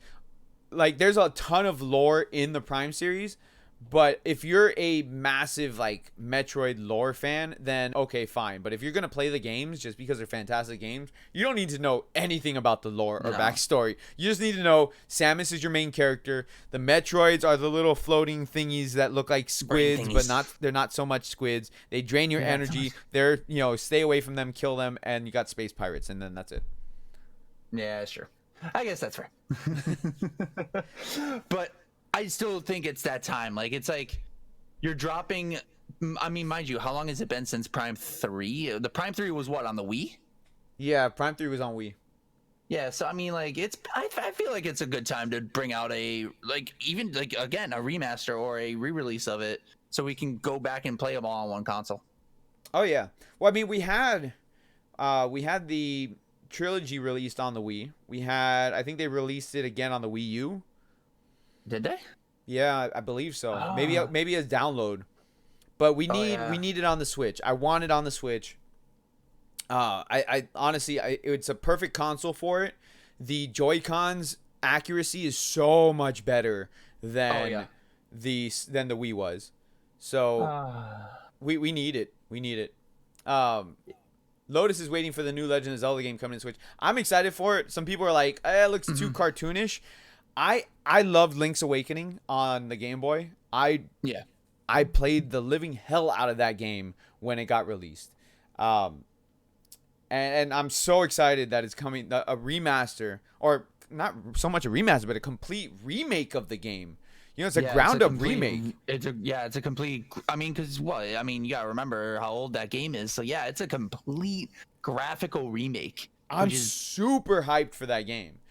Same thing again, like Link's Awakening, Link to the Past.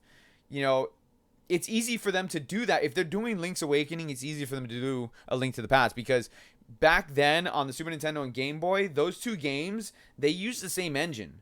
They were exactly the same game, just one was downgraded in graphics because it was in black and white. So they could easily make a Link to the Past. I could see them do that. Oh yeah, I'm really looking forward to Pokemon. People have said I'm ready for Pokemon Sword and Shield, so I'm looking forward to that 110% for my Switch. Because when those games come out, you guys have lost me for like 2 weeks. Have I played World War Z yet? No, I haven't. That looks really good though. A digital. So the all digital Xbox I think is gonna be a complete flop. You know, I honestly don't know why they decided that was a good thing. I don't. It's a waste of money. It's a waste of time. Just no. They're using that to test the waters. You know that. And the thing is that if it's going to be digital, meaning that it doesn't have the hardware to take a disc, so why does it cost $250? That doesn't make any sense. Yeah, there's no reason that Xbox should cost that much if it's all digital. No. Like at that point, you just literally built an emulator. For real. To be real, Sekiro Shadows Die Twice has your vote for Game of the Year right now. It's too early. Yeah, I feel like it's too early right now in the year to vote for a Game of the Year. Because you got to think the bulk of the year is always that fall. When you get, like where the Game of the Year usually drops. It's way too early because if Sony drops Last of Us 2, yeah, that's Game of the Year. I'm sorry, I don't care what you say. That's Game of the Year. Mind you, God of War came out early of the year. I thought this year. I think it dropped like in March. Well, you had God of War, it dropped early in the year. You had Red Dead 2 dropped late in the year. And in between of that, you had Detroit Become Human. And all three of those games were Game of the Year nominees. Mm-hmm. Mm-hmm. And two of those games... Oh, and then you had Spider-Man. So all four of those games were Game of the Year nominees, and three of those games were Sony exclusives, and they were all single-player experience. Yeah, and that just honestly goes to that whole point. Like, honestly, right now, if we had to choose like a company who won this generation, like, because as you know, since we got the PS5, we're gonna have whatever in the magic world of Microsoft they're gonna call that next Xbox. I think the code name is Scarlet. Scarlet. I'm not gonna lie, that's a really good code name for it. But if we had to choose an actual like winner of this generation of consoles, like if we had to choose between Xbox and Microsoft, Xbox is Microsoft. I'm awake. I'm sorry, but if we had to choose between Sony and Microsoft, I honestly feel like the PS4 won it.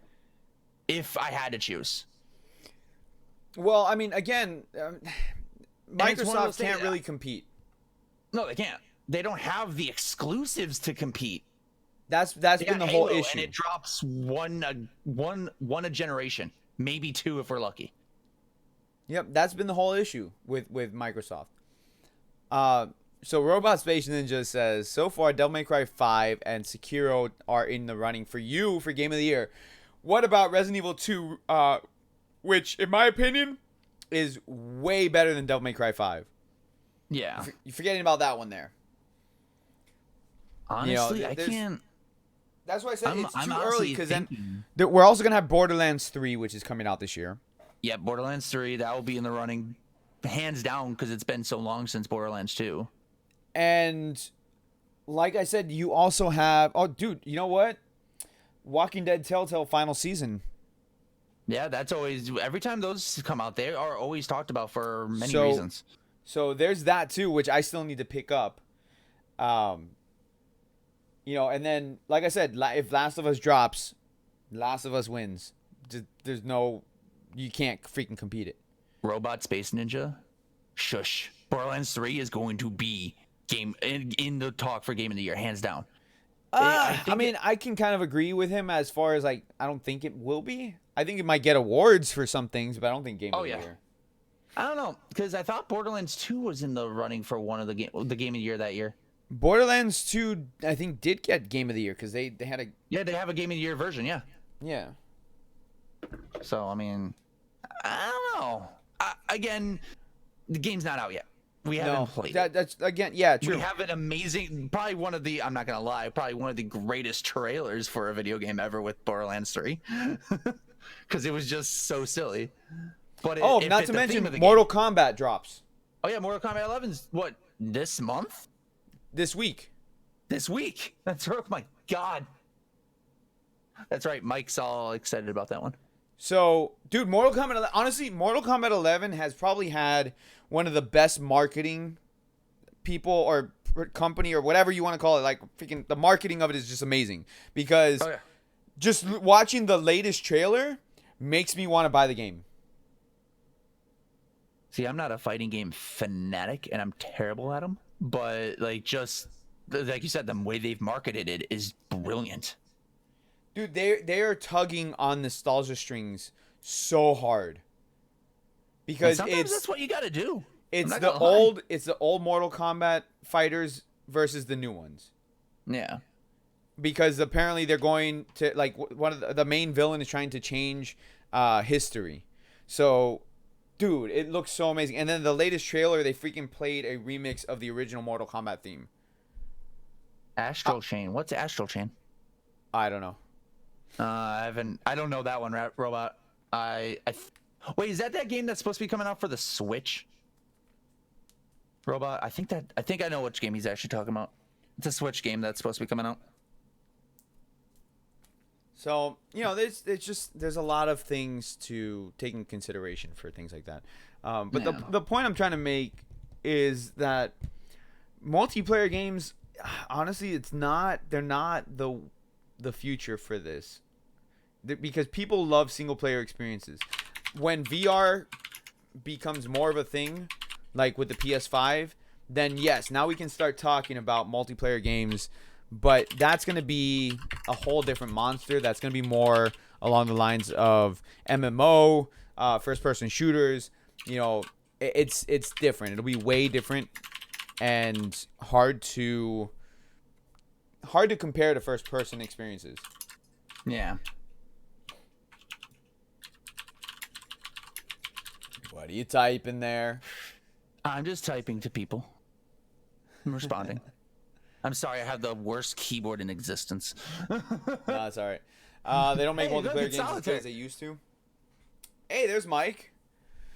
I can't really say it's that they don't make multiplayer games as good as they used to. It's just the company's train of thought is not what they used to be. Yeah, and especially nowadays in the genre of multiplayers, everyone's like battle royale.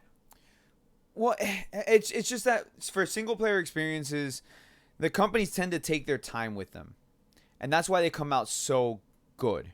That's why they are so critically acclaimed, because the companies take their time to tell the story, to immerse you into the characters and make you fall in love with those characters that you're playing as.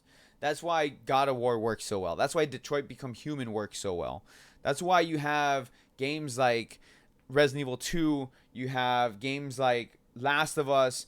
You know, you fall in love with those characters and you actually care about what happens to those characters. Multiplayer games, you don't give a damn. You're just there shooting people. I mean, depending on what game you're playing. But, you know, you don't really care. Most of them they treat them as cash grabs. That's the train of thought that companies have when it comes to multiplayer games. And that's not what it should be. Not at all. You know, you should be able to immerse yourself into that world with your friends and have a good time without getting things thrown in your face. Spend money here, spend money there.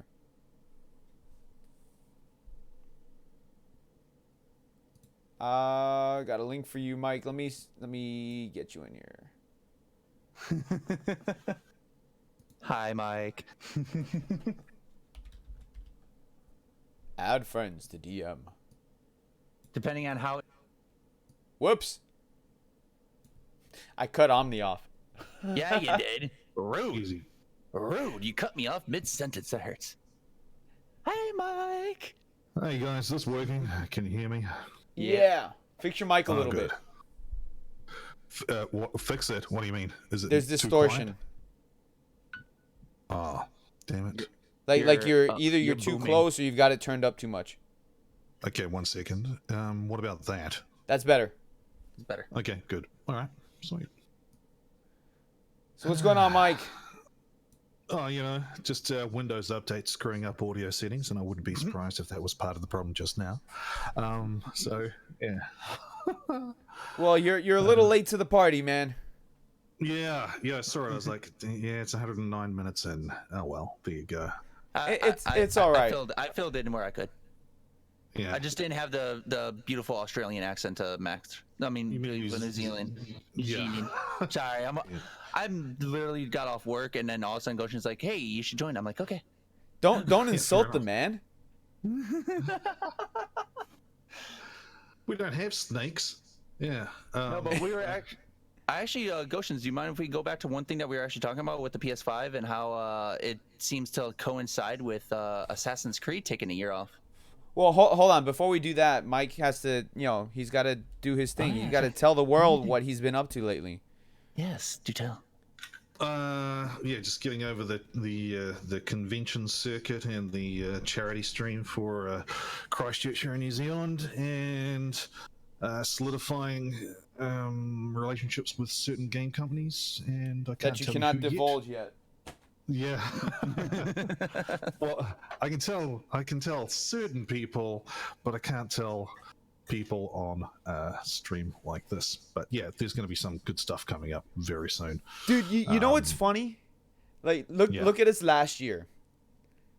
And then look at us this year. Yeah. And we can actually say that there's stuff that we can't tell people yet. Yeah, I know, right? It was actually really fun. I'm not gonna lie, with the whole thing with Enway. It was a lot of fun. Like, Yeah. being like, oh my god, I have a dirty little secret, Yeah. and I can't tell anyone. Like, But we targeted. I couldn't tell we were people that until I got the okay for it that I was doing a sponsored live stream from Idea Factory. That was exciting for me. Yeah, man, that was great. Yeah. Like recently, like as of yesterday, I couldn't tell people that I'm going to be getting a microphone from Samsung. Nice.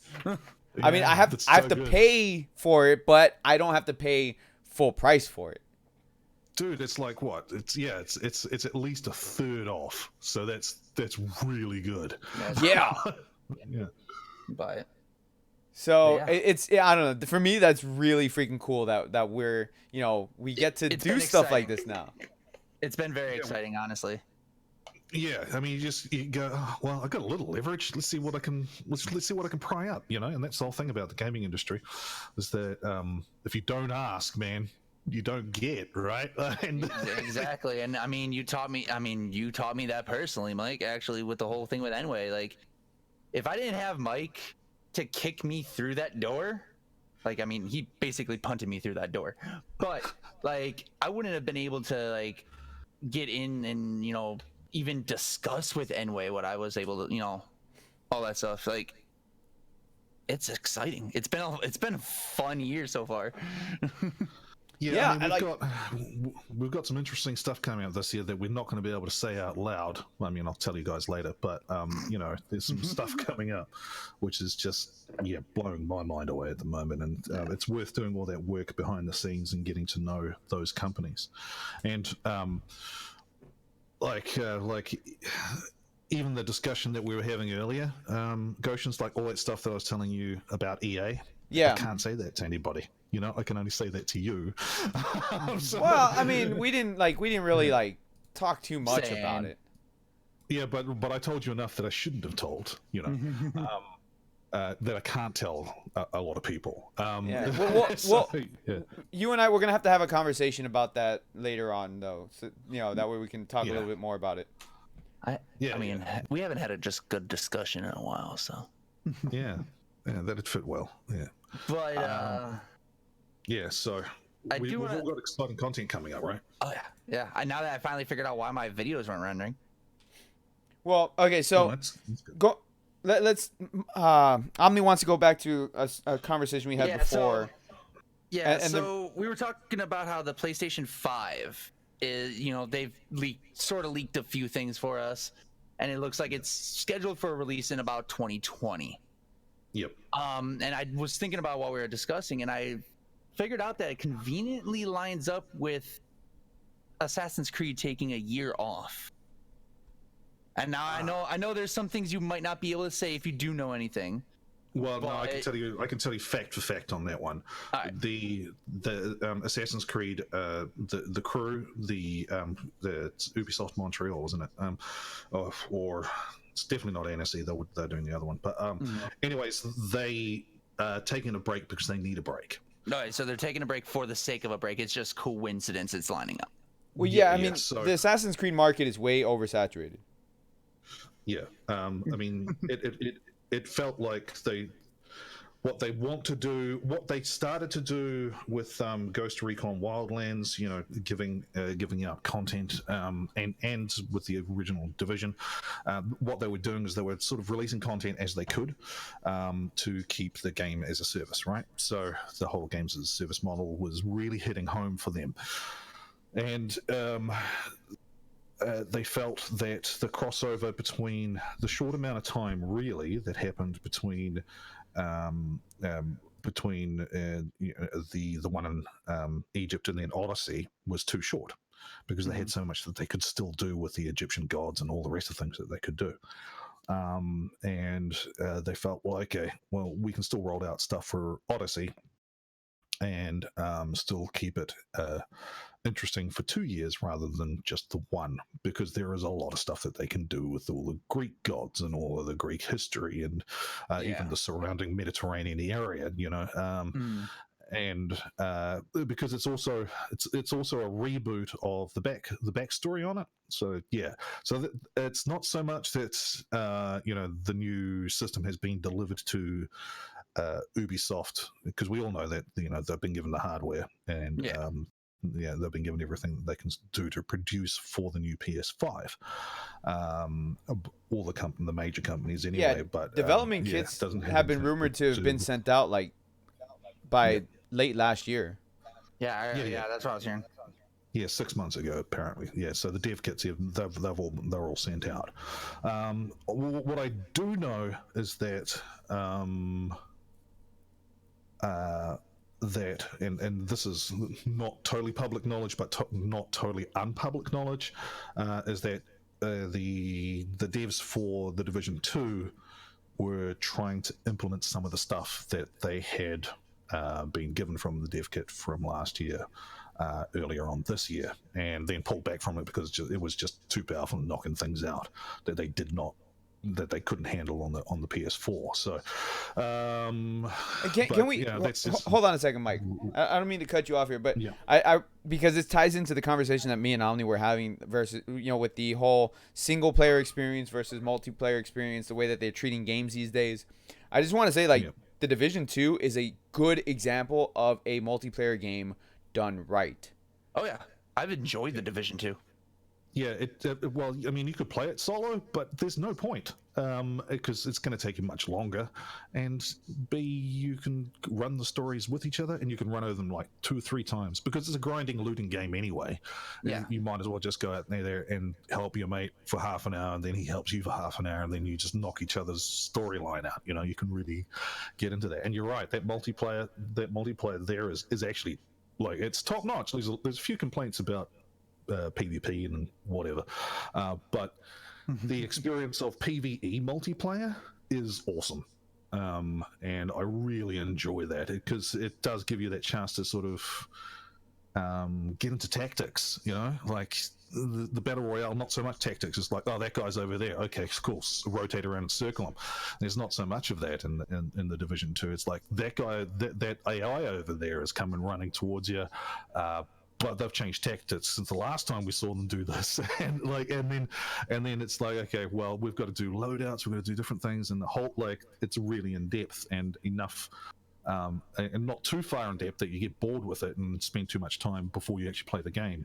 So yeah, they worked a lot on that, and from the first time I laid my hands on it in Sydney, I went, wow, this multiplayer experience is is going to be special, because the Division eventually got there, but it wasn't there from day one. It was one of those. It took a bit to get there. 2 years it took to get to anywhere where they thought, oh, okay, cool. Once it got to, I think it was 1.7, the Division, it was okay. It got there, and then 1.8 was like, bam, damn, and then they just got their pace up. And now, if you go to try to play the Division now for multiplayer, the original one, I know in the Oceania region, it's pretty dead.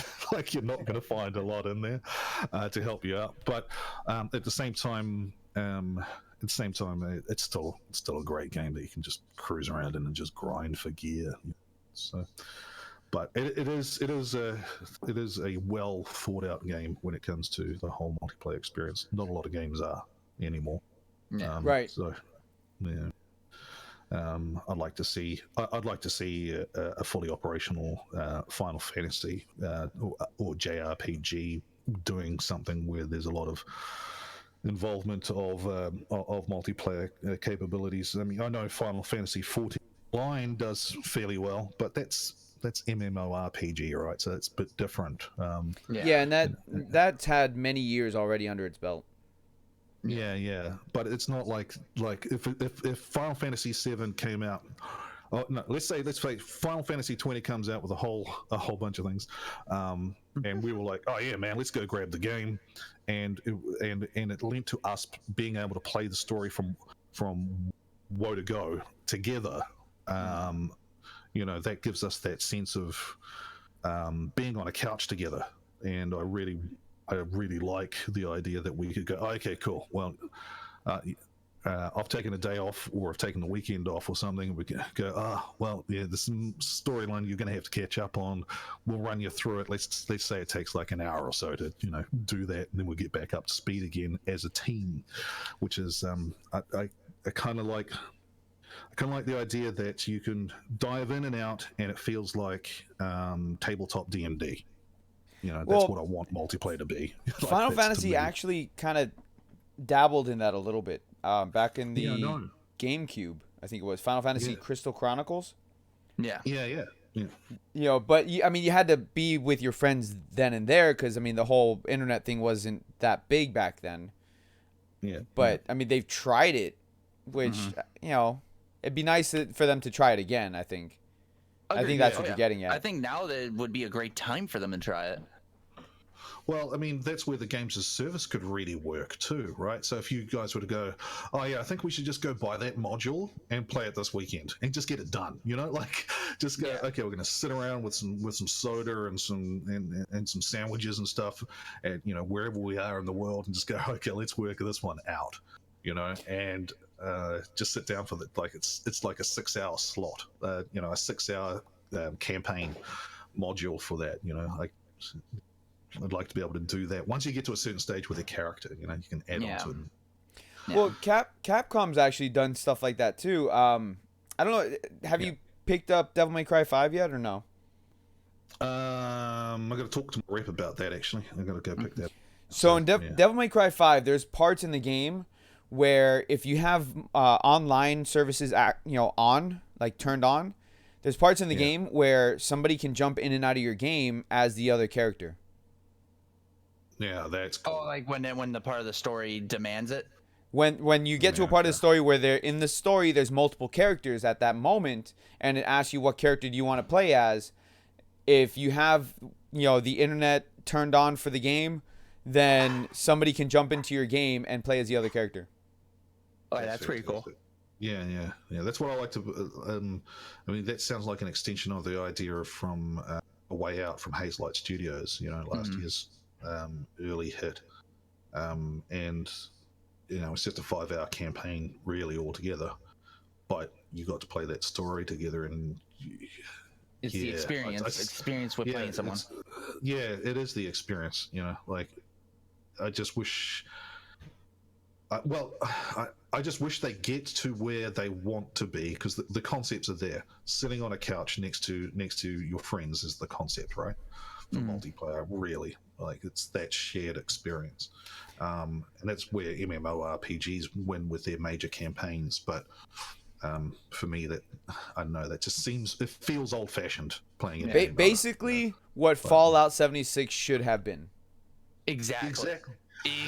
Freaking 100% exactly. That's what you're trying to say, Mike. Yeah, that was their whole idea too, wasn't it? I mean, that was the plan, and they fell 2,700 miles short. I think they moved the start line too close to them. You know, like they should have just left it in the distance and then got there. And like I was telling Gotians, I'm like, when they were first announcing the game, the guy from Bethesda, who like I said has the greatest charisma I've ever seen of a speaker, like he sold it as an amazing game.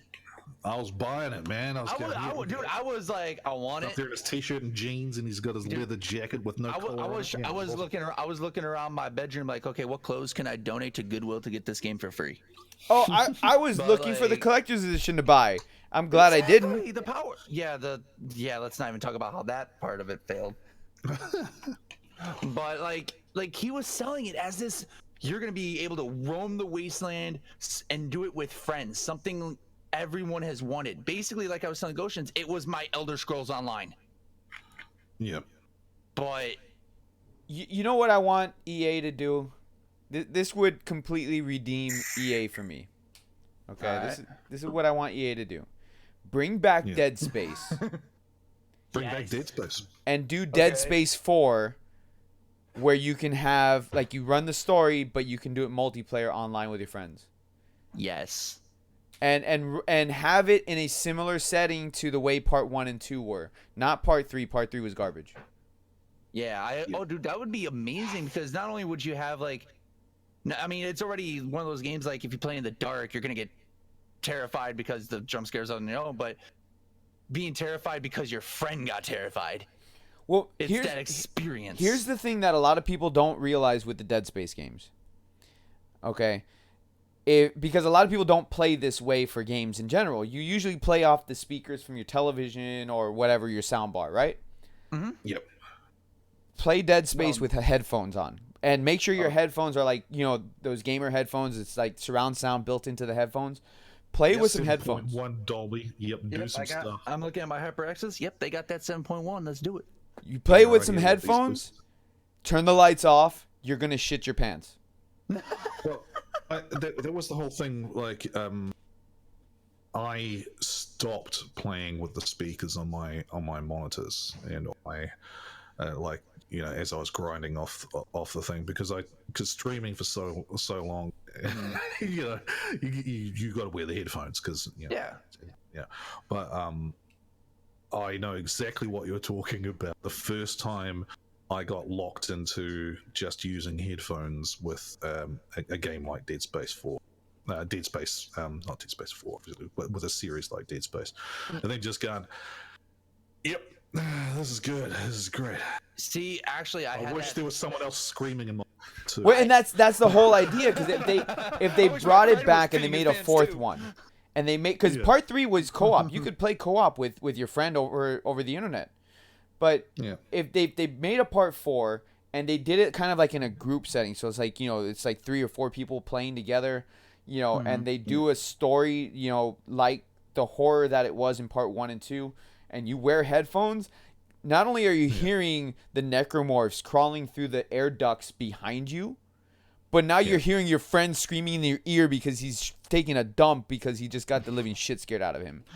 Yeah, so good. Right. The funny part is, that's the reason why, honestly, with all my games I wear headphones now, is actually, it didn't stem from anything like Dead Space or anything. I remember sitting down with my friend and he brought up this game on his PC and told me to put on his headphones, and I sat through and played Amnesia: The Dark Descent.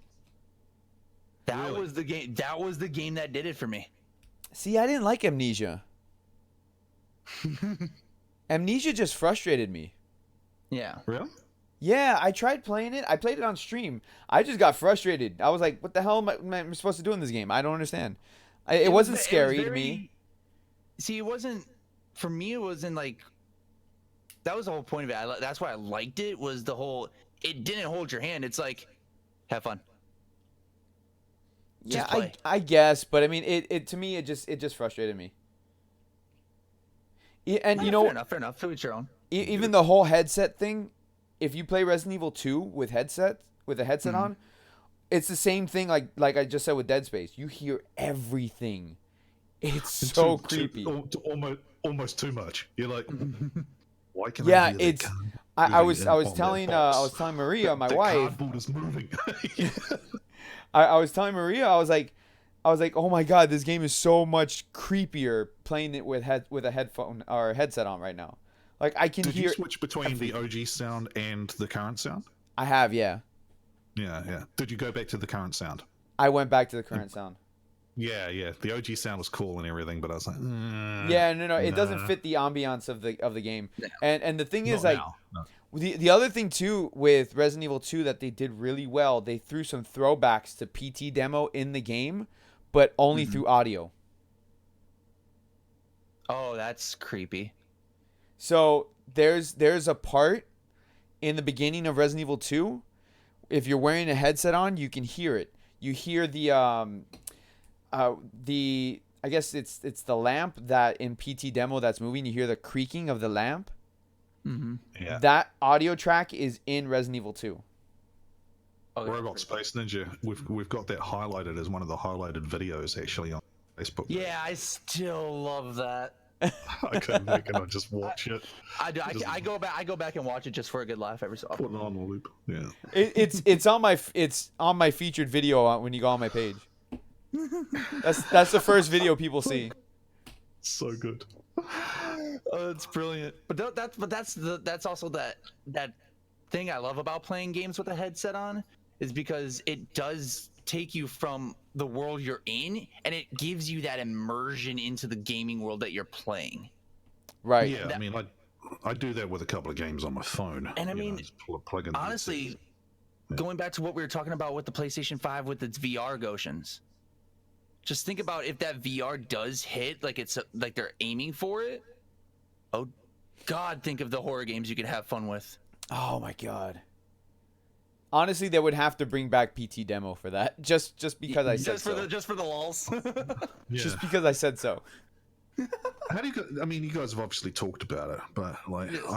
I'm not a massive fan of VR, mainly because I feel just whenever I put those headsets on. Yeah, I think one of the reasons why you feel nauseous and a lot of other people too is because the frame rates are crap. Yeah, the PlayStation VR is only 60 frames per second. 60 hertz. Yeah. 60 hertz. 60 Sorry, hertz, yeah. hertz. Yeah. So it's not doing what if it was 60 frames per second, we'd be okay most of the time. But yeah, that delay when you turn your head left and right is always a problem. Yeah, and I think. Oh God. But this PS5 is going to be a mid-range gaming computer when it comes out. You know, it's not going to be. It's got the ray tracing already built in, so there's a whole bunch of stuff that this thing is going to be able to do that we haven't seen in a console. But at the same time, the companies are going to be pushing it to its limits too. That's the brilliant thing about when some companies just go, no, we're going to do a console exclusive, and they just push it to its absolute limits, and it's like. Oh yeah. I'm excited for the PS5 because when was that PS4 released? You know, 2014. Yeah, right. Half a decade. It's not. It was a fast half a decade though. Yeah. Well, like I was telling Gotians, it was one of those things. Like when I heard the little leaks they've done for the PS5, I just sat there. I'm like, already? And then I actually had to go back and be like, God, it's been that long already. Then what did Xbox turn up with? Oh, we took the DVD player out. Okay, guys. Yeah, okay. we're gonna go all digital. Bye. On Yeah, the Xbox One S. Okay, That's awesome. not gonna work. That's not gonna sell. There's no Well, way not that's gonna especially sell. not with the price that they put it at. And it's an Xbox It was like One. 250. It's an It's Xbox One 250. S. It's not an X either. So it's not like it's the good one. And like I said, it's just one of those things. Like just overall, like I was telling Gotians, it's just I feel like Sony did better this generation. By a long way. I think what Sony did importantly is not give us stuff about what Xbox was doing. No. yeah, they just went, okay, now we're going to go do this, whatever. And then just kept on plowing on with what they knew was working for them. They didn't care what Xbox was doing. And if they did, they certainly didn't show it until maybe the last 6 months, when they were just talking about comparing their notes on sales. Like, that's, you know, it's like, oh, Yeah. yeah. And even then, it was just a mild boast. But you know, the Xbox linking in with whole store and everything, Microsoft with the PC, and then the new Xbox obviously going to be released within the next 6 quarters. That's going to be a beast, and it's the cross-play ability from that Xbox to the current mid-range gaming computers that are out there right now is probably what's going to set them apart, because the crossplay is a problem now. It's a real problem, not like a casual problem before. With games like Fortnite and Apex Legends and the rest of it. Like, let's not deny it. We can't deny how big that is. Sorry, I gotta step away for a second, guys. No worries. Yeah, but there's like 75 million people playing between 2 games, and they all want crossplay. Fortnite got it, and so the sooner that that ecosystem can be put forward, better it is for gamers, because we don't have to be. I mean, it's not just going to benefit the gamers, but it's going to benefit the companies then. Because at that point, people are going like, oh my God, I can go up against Xbox people and prove that I'm better. It brings that rivalry more to a actual standpoint. Yeah, it's player to player. And then there's a whole lot less of... Then for the developers, it becomes a new challenge again, which is good. But they don't have to look at employing programmers to specifically go, okay, well, you do Xbox, that's all you do, because they have to be going, oh yeah, no, Xbox, but we need to be able to play it on the PlayStation as well. I mean, I don't know when Nintendo's going to step up their graphics capabilities, but they're handheld. They're always going to be handheld. Yeah, I mean, pretty sure. Have you heard about the Switch Pro? Yeah, I've heard about the Switch Pro. I mean, it's going to up the graphics, but it's still not going to compare to the PlayStation and Xbox. It doesn't even compare to a Samsung Galaxy S6 as far as graphics capabilities and processing power goes. Yeah. The thing that sticks that Nintendo Switch down is because Nintendo is really good at stories and building on the formulas they've had in the past. So old characters are relatable, and they love that. The consumer loves that. Yeah. I haven't had a Nintendo console or thing in a while, but the Nintendo Switch might change my mind. We got what? I think the game I'm most looking forward to on the Switch as well, I would love to actually have you guys get and we can all play together, and that's Marvel Ultimate Alliance 3. Yeah, and yeah, exactly right. Robot Space Ninja brings up a good point here. Looks like Microsoft will have 2 SKUs next gen at launch as well. So, I mean, the whole crossover of dev kits is it's going to be more universal, and I can't wait until that unifying crossplay, because people are like, oh yeah, but they'll start losing profits. No, they won't. People are still going to buy for their console. They're still going to get for their console. There's still going to be some brand loyalty, man. Like, there's still going to be brand loyalty. They're not saying that everything's going to be multiplayer crossplay, are they? I mean, what's the next biggest game coming up for Star Wars? Single player. I know, and that game looks gorgeous just from that first trailer. Yeah, single player. I like that doesn't have to be crossplay. So, I want to be cautious on that game, though. Oh yeah, I'm gonna be cautious on that game. Yeah, well, I mean, thing is that they're saying a whole bunch of things right now. That you won't have to buy anything extra. Okay, cool. But what what was the last good Star Wars single player game? Force The Awakens. Force Unleashed 1. What? And Or Force Unleashed, that- yeah. I don't know why I said Yeah, Force it was Awakens. I was at Force Awakens. That's the movie. Force Unleashed, yeah, the first one. Yeah, Yeah, the first one. The second one's bad. Yeah. But that one, they seem to have. It feels similar in the trailers to me. You know what I mean? Like it's a new thing within the universe, but not, and it's telling a different story. That seems like there's a depth in there that I want to give the new game a chance for. But No, Robot Space Ninja KOTOR is in its own separate area. Okay, that it's in its own area. We're saying like the last one. KOTOR, I think, is actually older than Force Unleashed, if I remember right. Yes. Yeah, so yeah, that's what we were saying. Is like the last good one was technically Force Unleashed 1, but KOTOR, that's in its own legendary status. Yeah, you can't knock touch that it. for him. No, you can't. No, you can't. No. I mean, you can look back and go, "Oh, that looks dated," but you get in, if you were to play it today, you'd be like, Oh, dude, I'll go back and I'll be like, I remember why I liked this. Yeah. Oh, Robot Space Ninja's going, I'm sorry, Force Unleashed wasn't good. Get out of here. I'm gonna. Dude, the first Force Unleashed was a lot of fun, especially if you played it on the Wii. Dude, it was not even just playing on the Wii. I did play it on the Wii because my friend had it for it. But like, the thing I loved about it is the fact that you could customize your lightsaber. You could literally find crystals in the game and change your lightsaber color throughout the game. You could have the black lightsaber, which makes 0 sense. I think they did that in the second one too. Forgot to turn it off and stick they it did. in your pocket. Yeah. Huh?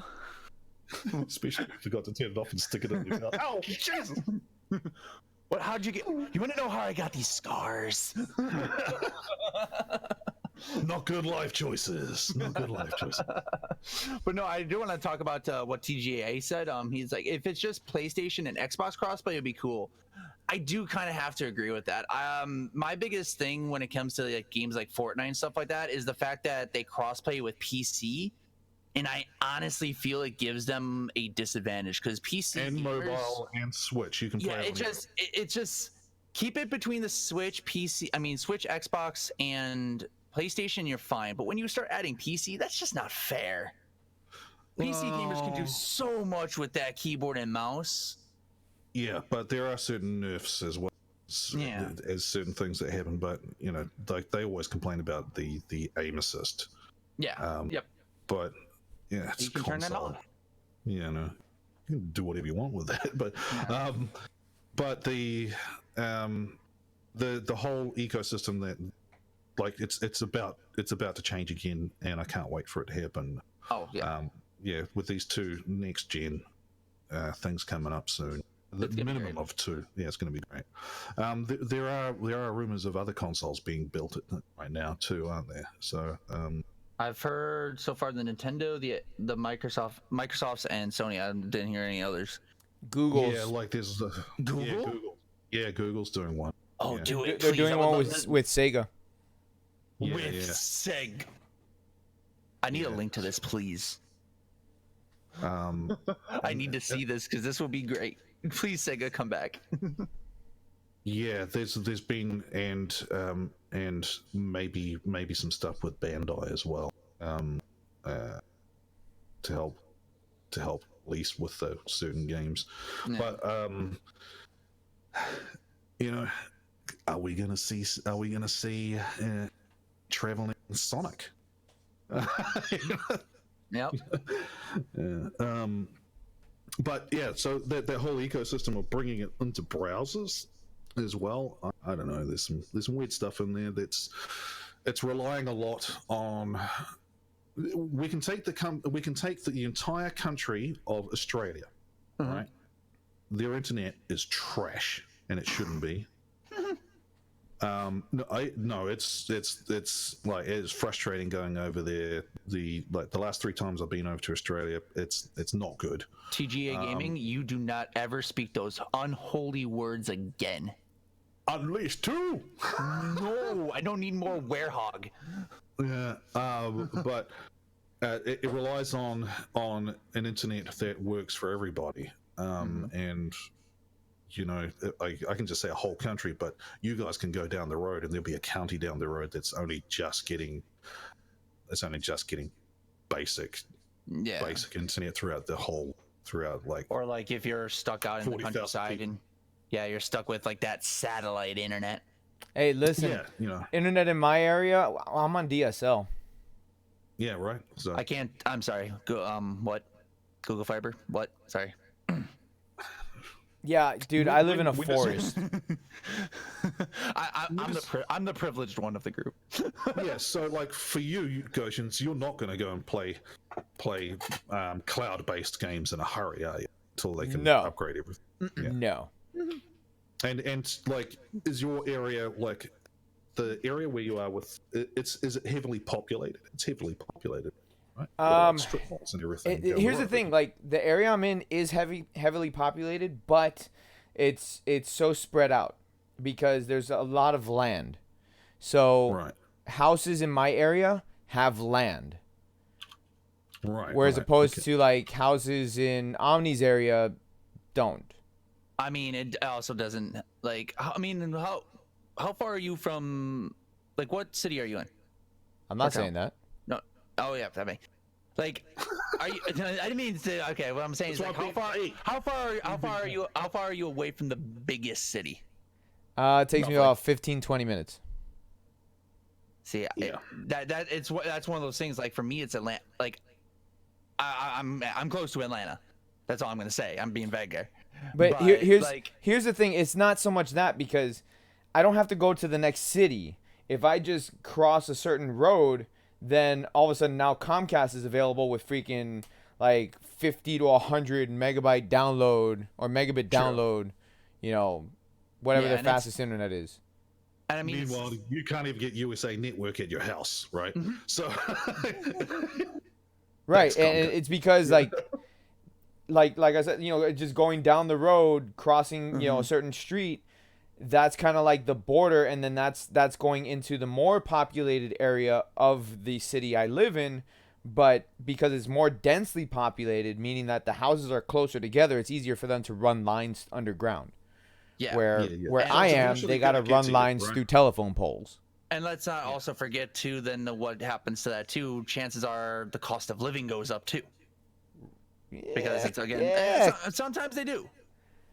Yeah, not where I am. I mean, when I was first moving into the apartment I live in right now, literally the first thing we saw when we went through the front gate to the leasing office was Google Fiber is here. They use it as a selling point. Well, yeah, no, for us, I mean, it's more along the lines of you go to the more densely populated areas in the city I live in, and it just like you don't want to live there type of deal. Yeah, I understand. Especially, you know, But I understand what you're saying. Is like it's one of those things. Like my apartment complex, I have Google Fiber and AT&T here, but I don't have Comcast. If I went literally around the corner, the other apartment complex we were looking at, they had all three.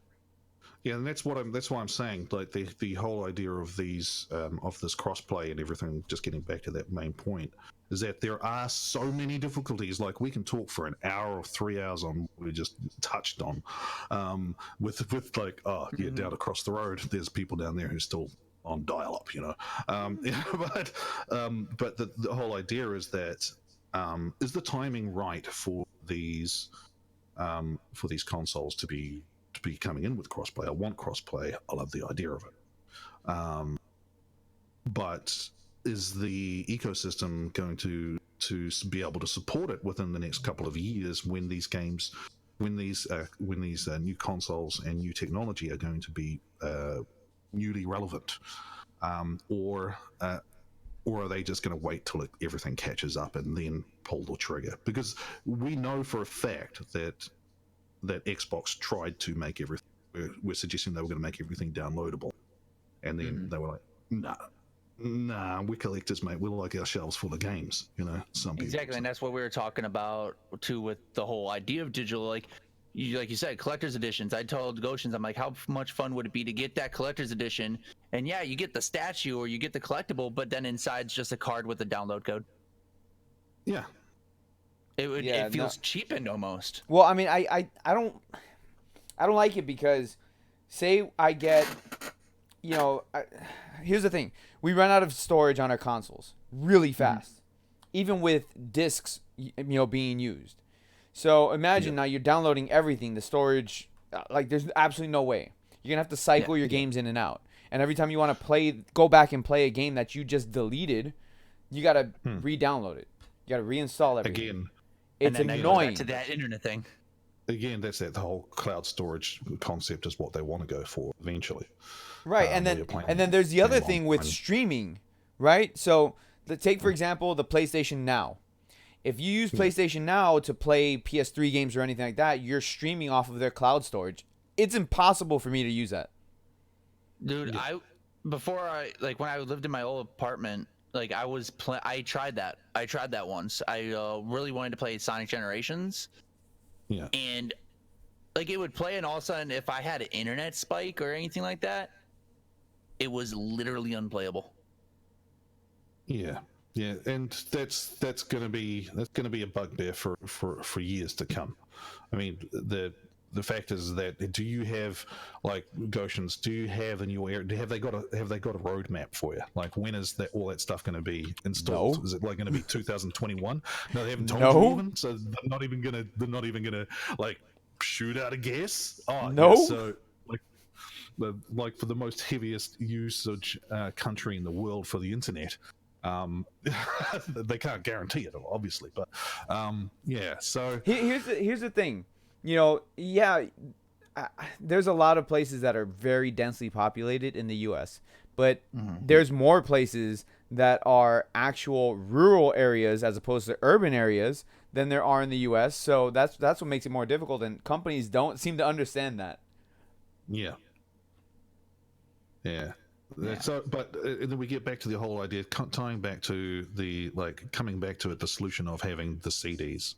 That CD that you could that right now I could take one out of my drawer or out of my shelf and take it over to a mate's place and say, here man, play it.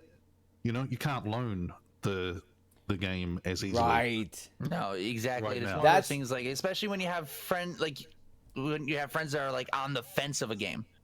That's exactly that's a perfect point, because then it's like that's how it is, where it's like you don't have a demo for a game. Not every game has a demo. Not every game has a beta. So exactly.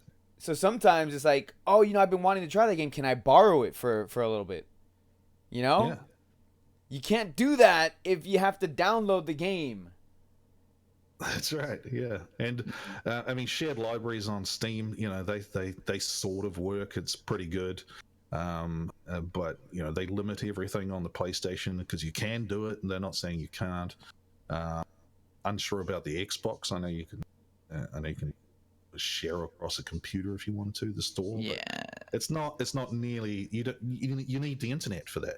Yeah, you still need some sort of connection, but in the end, like, if you go over, like you said, with a disc and be like, here, borrow it. There's no internet needed. Yeah. Oh, what? You wasted maybe a few bucks in gas, or you sweated a little bit just to walk down the block. Yeah, exactly. Yeah. I mean, it's just one of those things. It's like, I'd take that over, having to wait for like a download or anything, or having to wait for my friend to download. And that also speaks the volumes too. Like, either way, whether you loan a game, the physical copy, or you loan a download game, because I think if you do the share play where someone else plays your downloaded game, you still can't play it anyways. Well, you can on PlayStation. Oh, you can on PlayStation. Yeah. Okay, I didn't know if you could or not. I thought they locked it up. I'm sharing with someone. I think they lock it up country to country. So it is that, like, so I can't share with unless I get a code that's from the USA. Yeah. But I can't share with Papa Twisty because he's just down the really, like, 2 hours drive. Yeah. So, but he's in the zone, which is weird to me. I don't get that at all. But the major thing here is that the hard copies are cheaper, and the downloadable copies are still expensive. And why? That's what I want. I get. Oh yeah, that where you can be- get the cheaper, like the disc games usually for cheaper, and then you go on the store, it's still for like $60 for that game. Yeah. Yeah, that makes no sense. It doesn't make any sense to me, other than that it has to be on a server all the time, and once you print the disc, that's it. It doesn't. There's no maintenance for that disc other than, it being sold in a shop, and then once it's in the consumer's hand, that's it. But at the same time, they don't have to make all those DVDs. They don't have to put out the plastic. They don't have to do a whole bunch of things. I want to know how are they cutting the costs on the physical, and why is it never ever? You think it would be the opposite way? Well, I don't There's know also about that. I'm there's just also saying the issue equal- of your game. If you buy it digitally, there's a problem where it might not be available in the future for you. Yeah, What do you mean? that's true. Well, perfect example. Look at Scott Pilgrim versus the World on the PS3. Yeah. If you bought that game, you downloaded it to your PS3, and then you deleted that game, well, it's not available for you to download anymore. Oh yeah, that's right. You can't... They removed they it from the removed PlayStation Store. The consoles the consoles that have it on them. Mm-hmm. You should check the auctions on there. There's a few auctions out there, and they are not attempting to sell them for cheap. It was like what happened with what was it? The iPhone with that Flappy Bird. Yeah, that was everything with Flappy Bird, and then they brought Flappy Bird back. Yeah, that's right. It's like, hey, you're charging $6,000 for this phone. Absolutely shit game. Excellent, cool. But I mean, Wasn't a good that's the problem with digital games. It's like there's no guarantee that it's always going to be there available for you. If, say, for example, in 1 or 2 years you want to go back and re-download it to play it. Yeah, I mean, especially if there's like an argument of crossover licensing, especially with what's happening right now. I mean, Disney's buying out everything. The companies are buying out each other right now, left, right, and center. Yeah. If that screws up past licenses, you're right. Are we going to be able to download what was in our library? What they told us was in our library on Sony again, or even on Steam? But we all know that we can have the physical copies, but we still have to have the internet, because they're not going to let you. They can't keep everything on that disc. It's just impossible. Yeah. Especially when most games. I mean, I was downloading a game earlier, Mortal Kombat, because I got the game. It's like, yeah, cool, got the game. I'll download it. 40 gigs. For a fighting game? Yeah. Yeah. That's what happened with Injustice 2. And then they had the DLC. And that game, Justice 2 is sitting up about 55. 40 gigs. Yeah. That's bigger than Persona 5. Yeah. That's insane. It's huge. It's huge. Yeah. Yeah. Can't wait to be streaming that on midnight release time. Ba-boom. Gonna be. When does it release? This Tuesday. It's always with NetherRealm. Last Tuesday of. So 23rd. Yep. Midnight my time. Be rolling out that story. I was gonna say, you are. What could you explain to us your excitement level?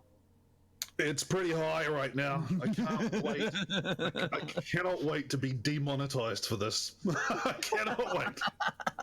I don't think you will be. Oh no! YouTube's gonna go Maximilian's already demonetized for putting up the finishes that they had in the beta. Every single major fighting game channel is got the big yellow. Oh, nice. No. YouTube's gonna have a field day with that. You ready for this? You ready for this? Hold on. This live stream was demonetized even before it went live. Oh really? What? Yep. I don't know why. What? Did you don't know why? I was like, for what? I don't know. Nintendo. Is the word Nintendo? The Nintendo logo? I have no idea. Or is it because we talked about the PlayStation 5? Well, I mean, no, we didn't even go live, and I had the freaking yellow icon. Oh, I'm gonna you blame. might want to check your. I'm gonna blame browser the logo for. I'm gonna blame the Goshen Games logo in the thumbnell. Yeah, but the browser cache is probably the problem. No, I'll check my I'm copyright and see dead if it's serious. Freaking limited or no ads. Wow. Weird, but here's the thing with the age restriction. It's going to be age restricted. But I don't care because the people who are going to be watching it are going to be from a certain age range, and ads are going to play for them that are appropriate. Right. So I'm still going to get ad revenue, and if they're playing things like Jim Beam, and they're playing Budweiser ads over the front of Mortal Kombat, that's bigger money than if it was Wix.com, you know? Yeah. So, yeah. Or Wikibuy. But speaking Exactly. of which, guys, make sure you guys go check out Solitaire when he goes live with Mortal Kombat 11. Yep. If you want to see some fun. Yeah, it's gonna be good. Can't wait. Yeah. Like honestly, I'm not really fighting thinking game, about I buying the almost want it. game. What's that? I'm really thinking about buying it. Same. Well, And I'm not even a fighting game fan. Yeah, well, I mean, because it's Mortal Kombat. I mean, it's literally something that changed the world. Well, for me, the biggest reason why I'm thinking about buying it is just because it reminds me of old Mortal Kombat since they have the old fighters in there. Yeah, this one's different. This one's different from the last one. Like they last are one's hype, so right? pulling on all my nostalgia strings right now. Yeah, they learned a lesson from Injustice 2 on how to release their game. The reason why Injustice 2 won so many awards, apart from its game mechanics, was because they went deep on releasing stuff. I mean, even Teenage Mutant Ninja Turtles was cool. People laughed at it, but boy, oh boy, did they like it when it happened. You know, like when they actually got there. And yeah, Mortal Kombat. Yeah, it's got a lot of stuff coming up that people are gonna love. Let's just say that.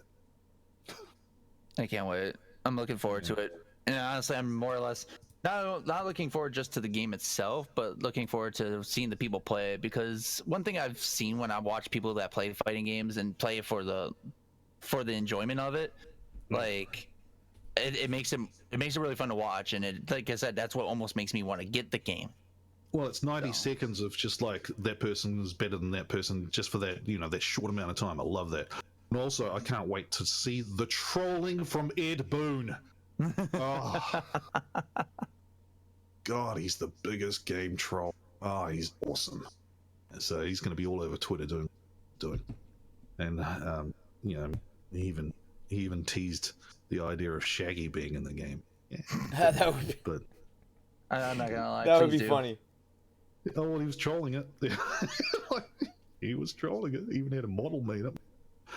Yeah. So yeah, but like all the stunt doubles from all of the big games are in there, and there's like God of War, right? The guy who did the body doubling for Kratos, he's in there. Mm-hmm. There's a whole bunch of other people from the previous games. Nostalgia again, they're in there. You know, and even just bringing in Johnny Cage, I mean, that's nostalgia for me straight away. Because any iteration of Johnny Cage for me is brilliant. But yeah, I can't wait to see, because the DLC is going to bring up other characters and that aren't necessarily going to be on brand for them. So should be interesting to see who they bring in. Yeah. I mean, we won't be seeing Superman doing fatalities in any. No, and I think that I think they should keep it separate like that, because the thing is, I don't know. I just feel like keeping it separate is better, because didn't But they do? there They did that crossover, and it was really dumbed down because of it. Well, Sub-Zero turned up in Injustice 2, and that was cool. But like there are characters who will fit Mortal Kombat. There's Lobo. From the DC world, you know, from the DC universe, there are characters that can go in and do it. And a lot of talk about Spawn.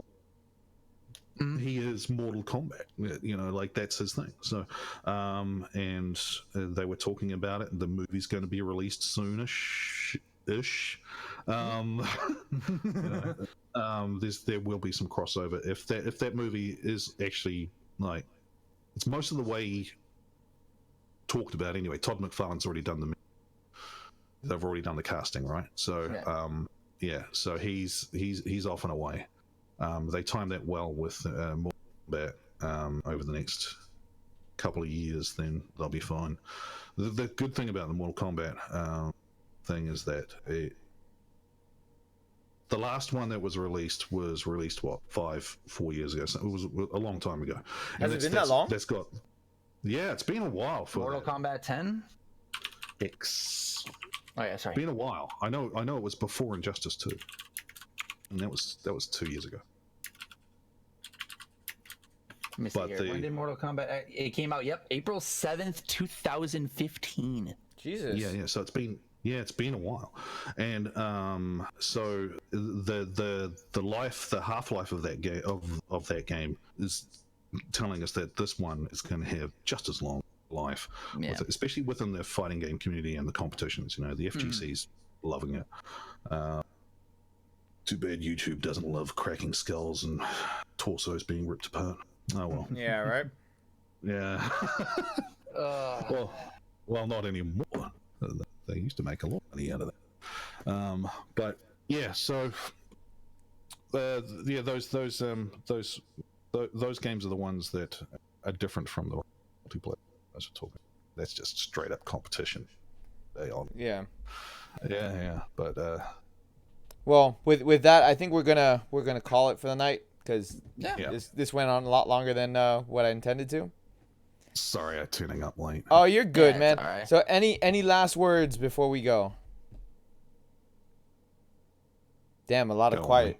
We're just waiting on turns. Go, Omni. You do it. Wait. Last words. Overall, psyched for the PS5. I'm really psyched to see how Nintendo's gonna do with their 2 new consoles. Well, 2 new quotation mark consoles. And I'm ready. This year's gonna be good. I honestly feel like this year is gonna be good for games. Last year was excellent for games. So oh yeah, I don't know how they're gonna one up it, but they'll find a way. No, I mean it started off pretty well this year. Oh yeah, not done too badly. Yeah. I mean we still have so many great games coming out this year. Yeah, and we haven't even hit October. That's gaming heaven at that point. That's the worst time of year because you just can't do all the games you want to play in a month before, you know. Anyways, but that's the Christmas sale month. I'm looking forward to upping the collaboration rate we're about to do. So I'm going to be moving into a new place with a studio.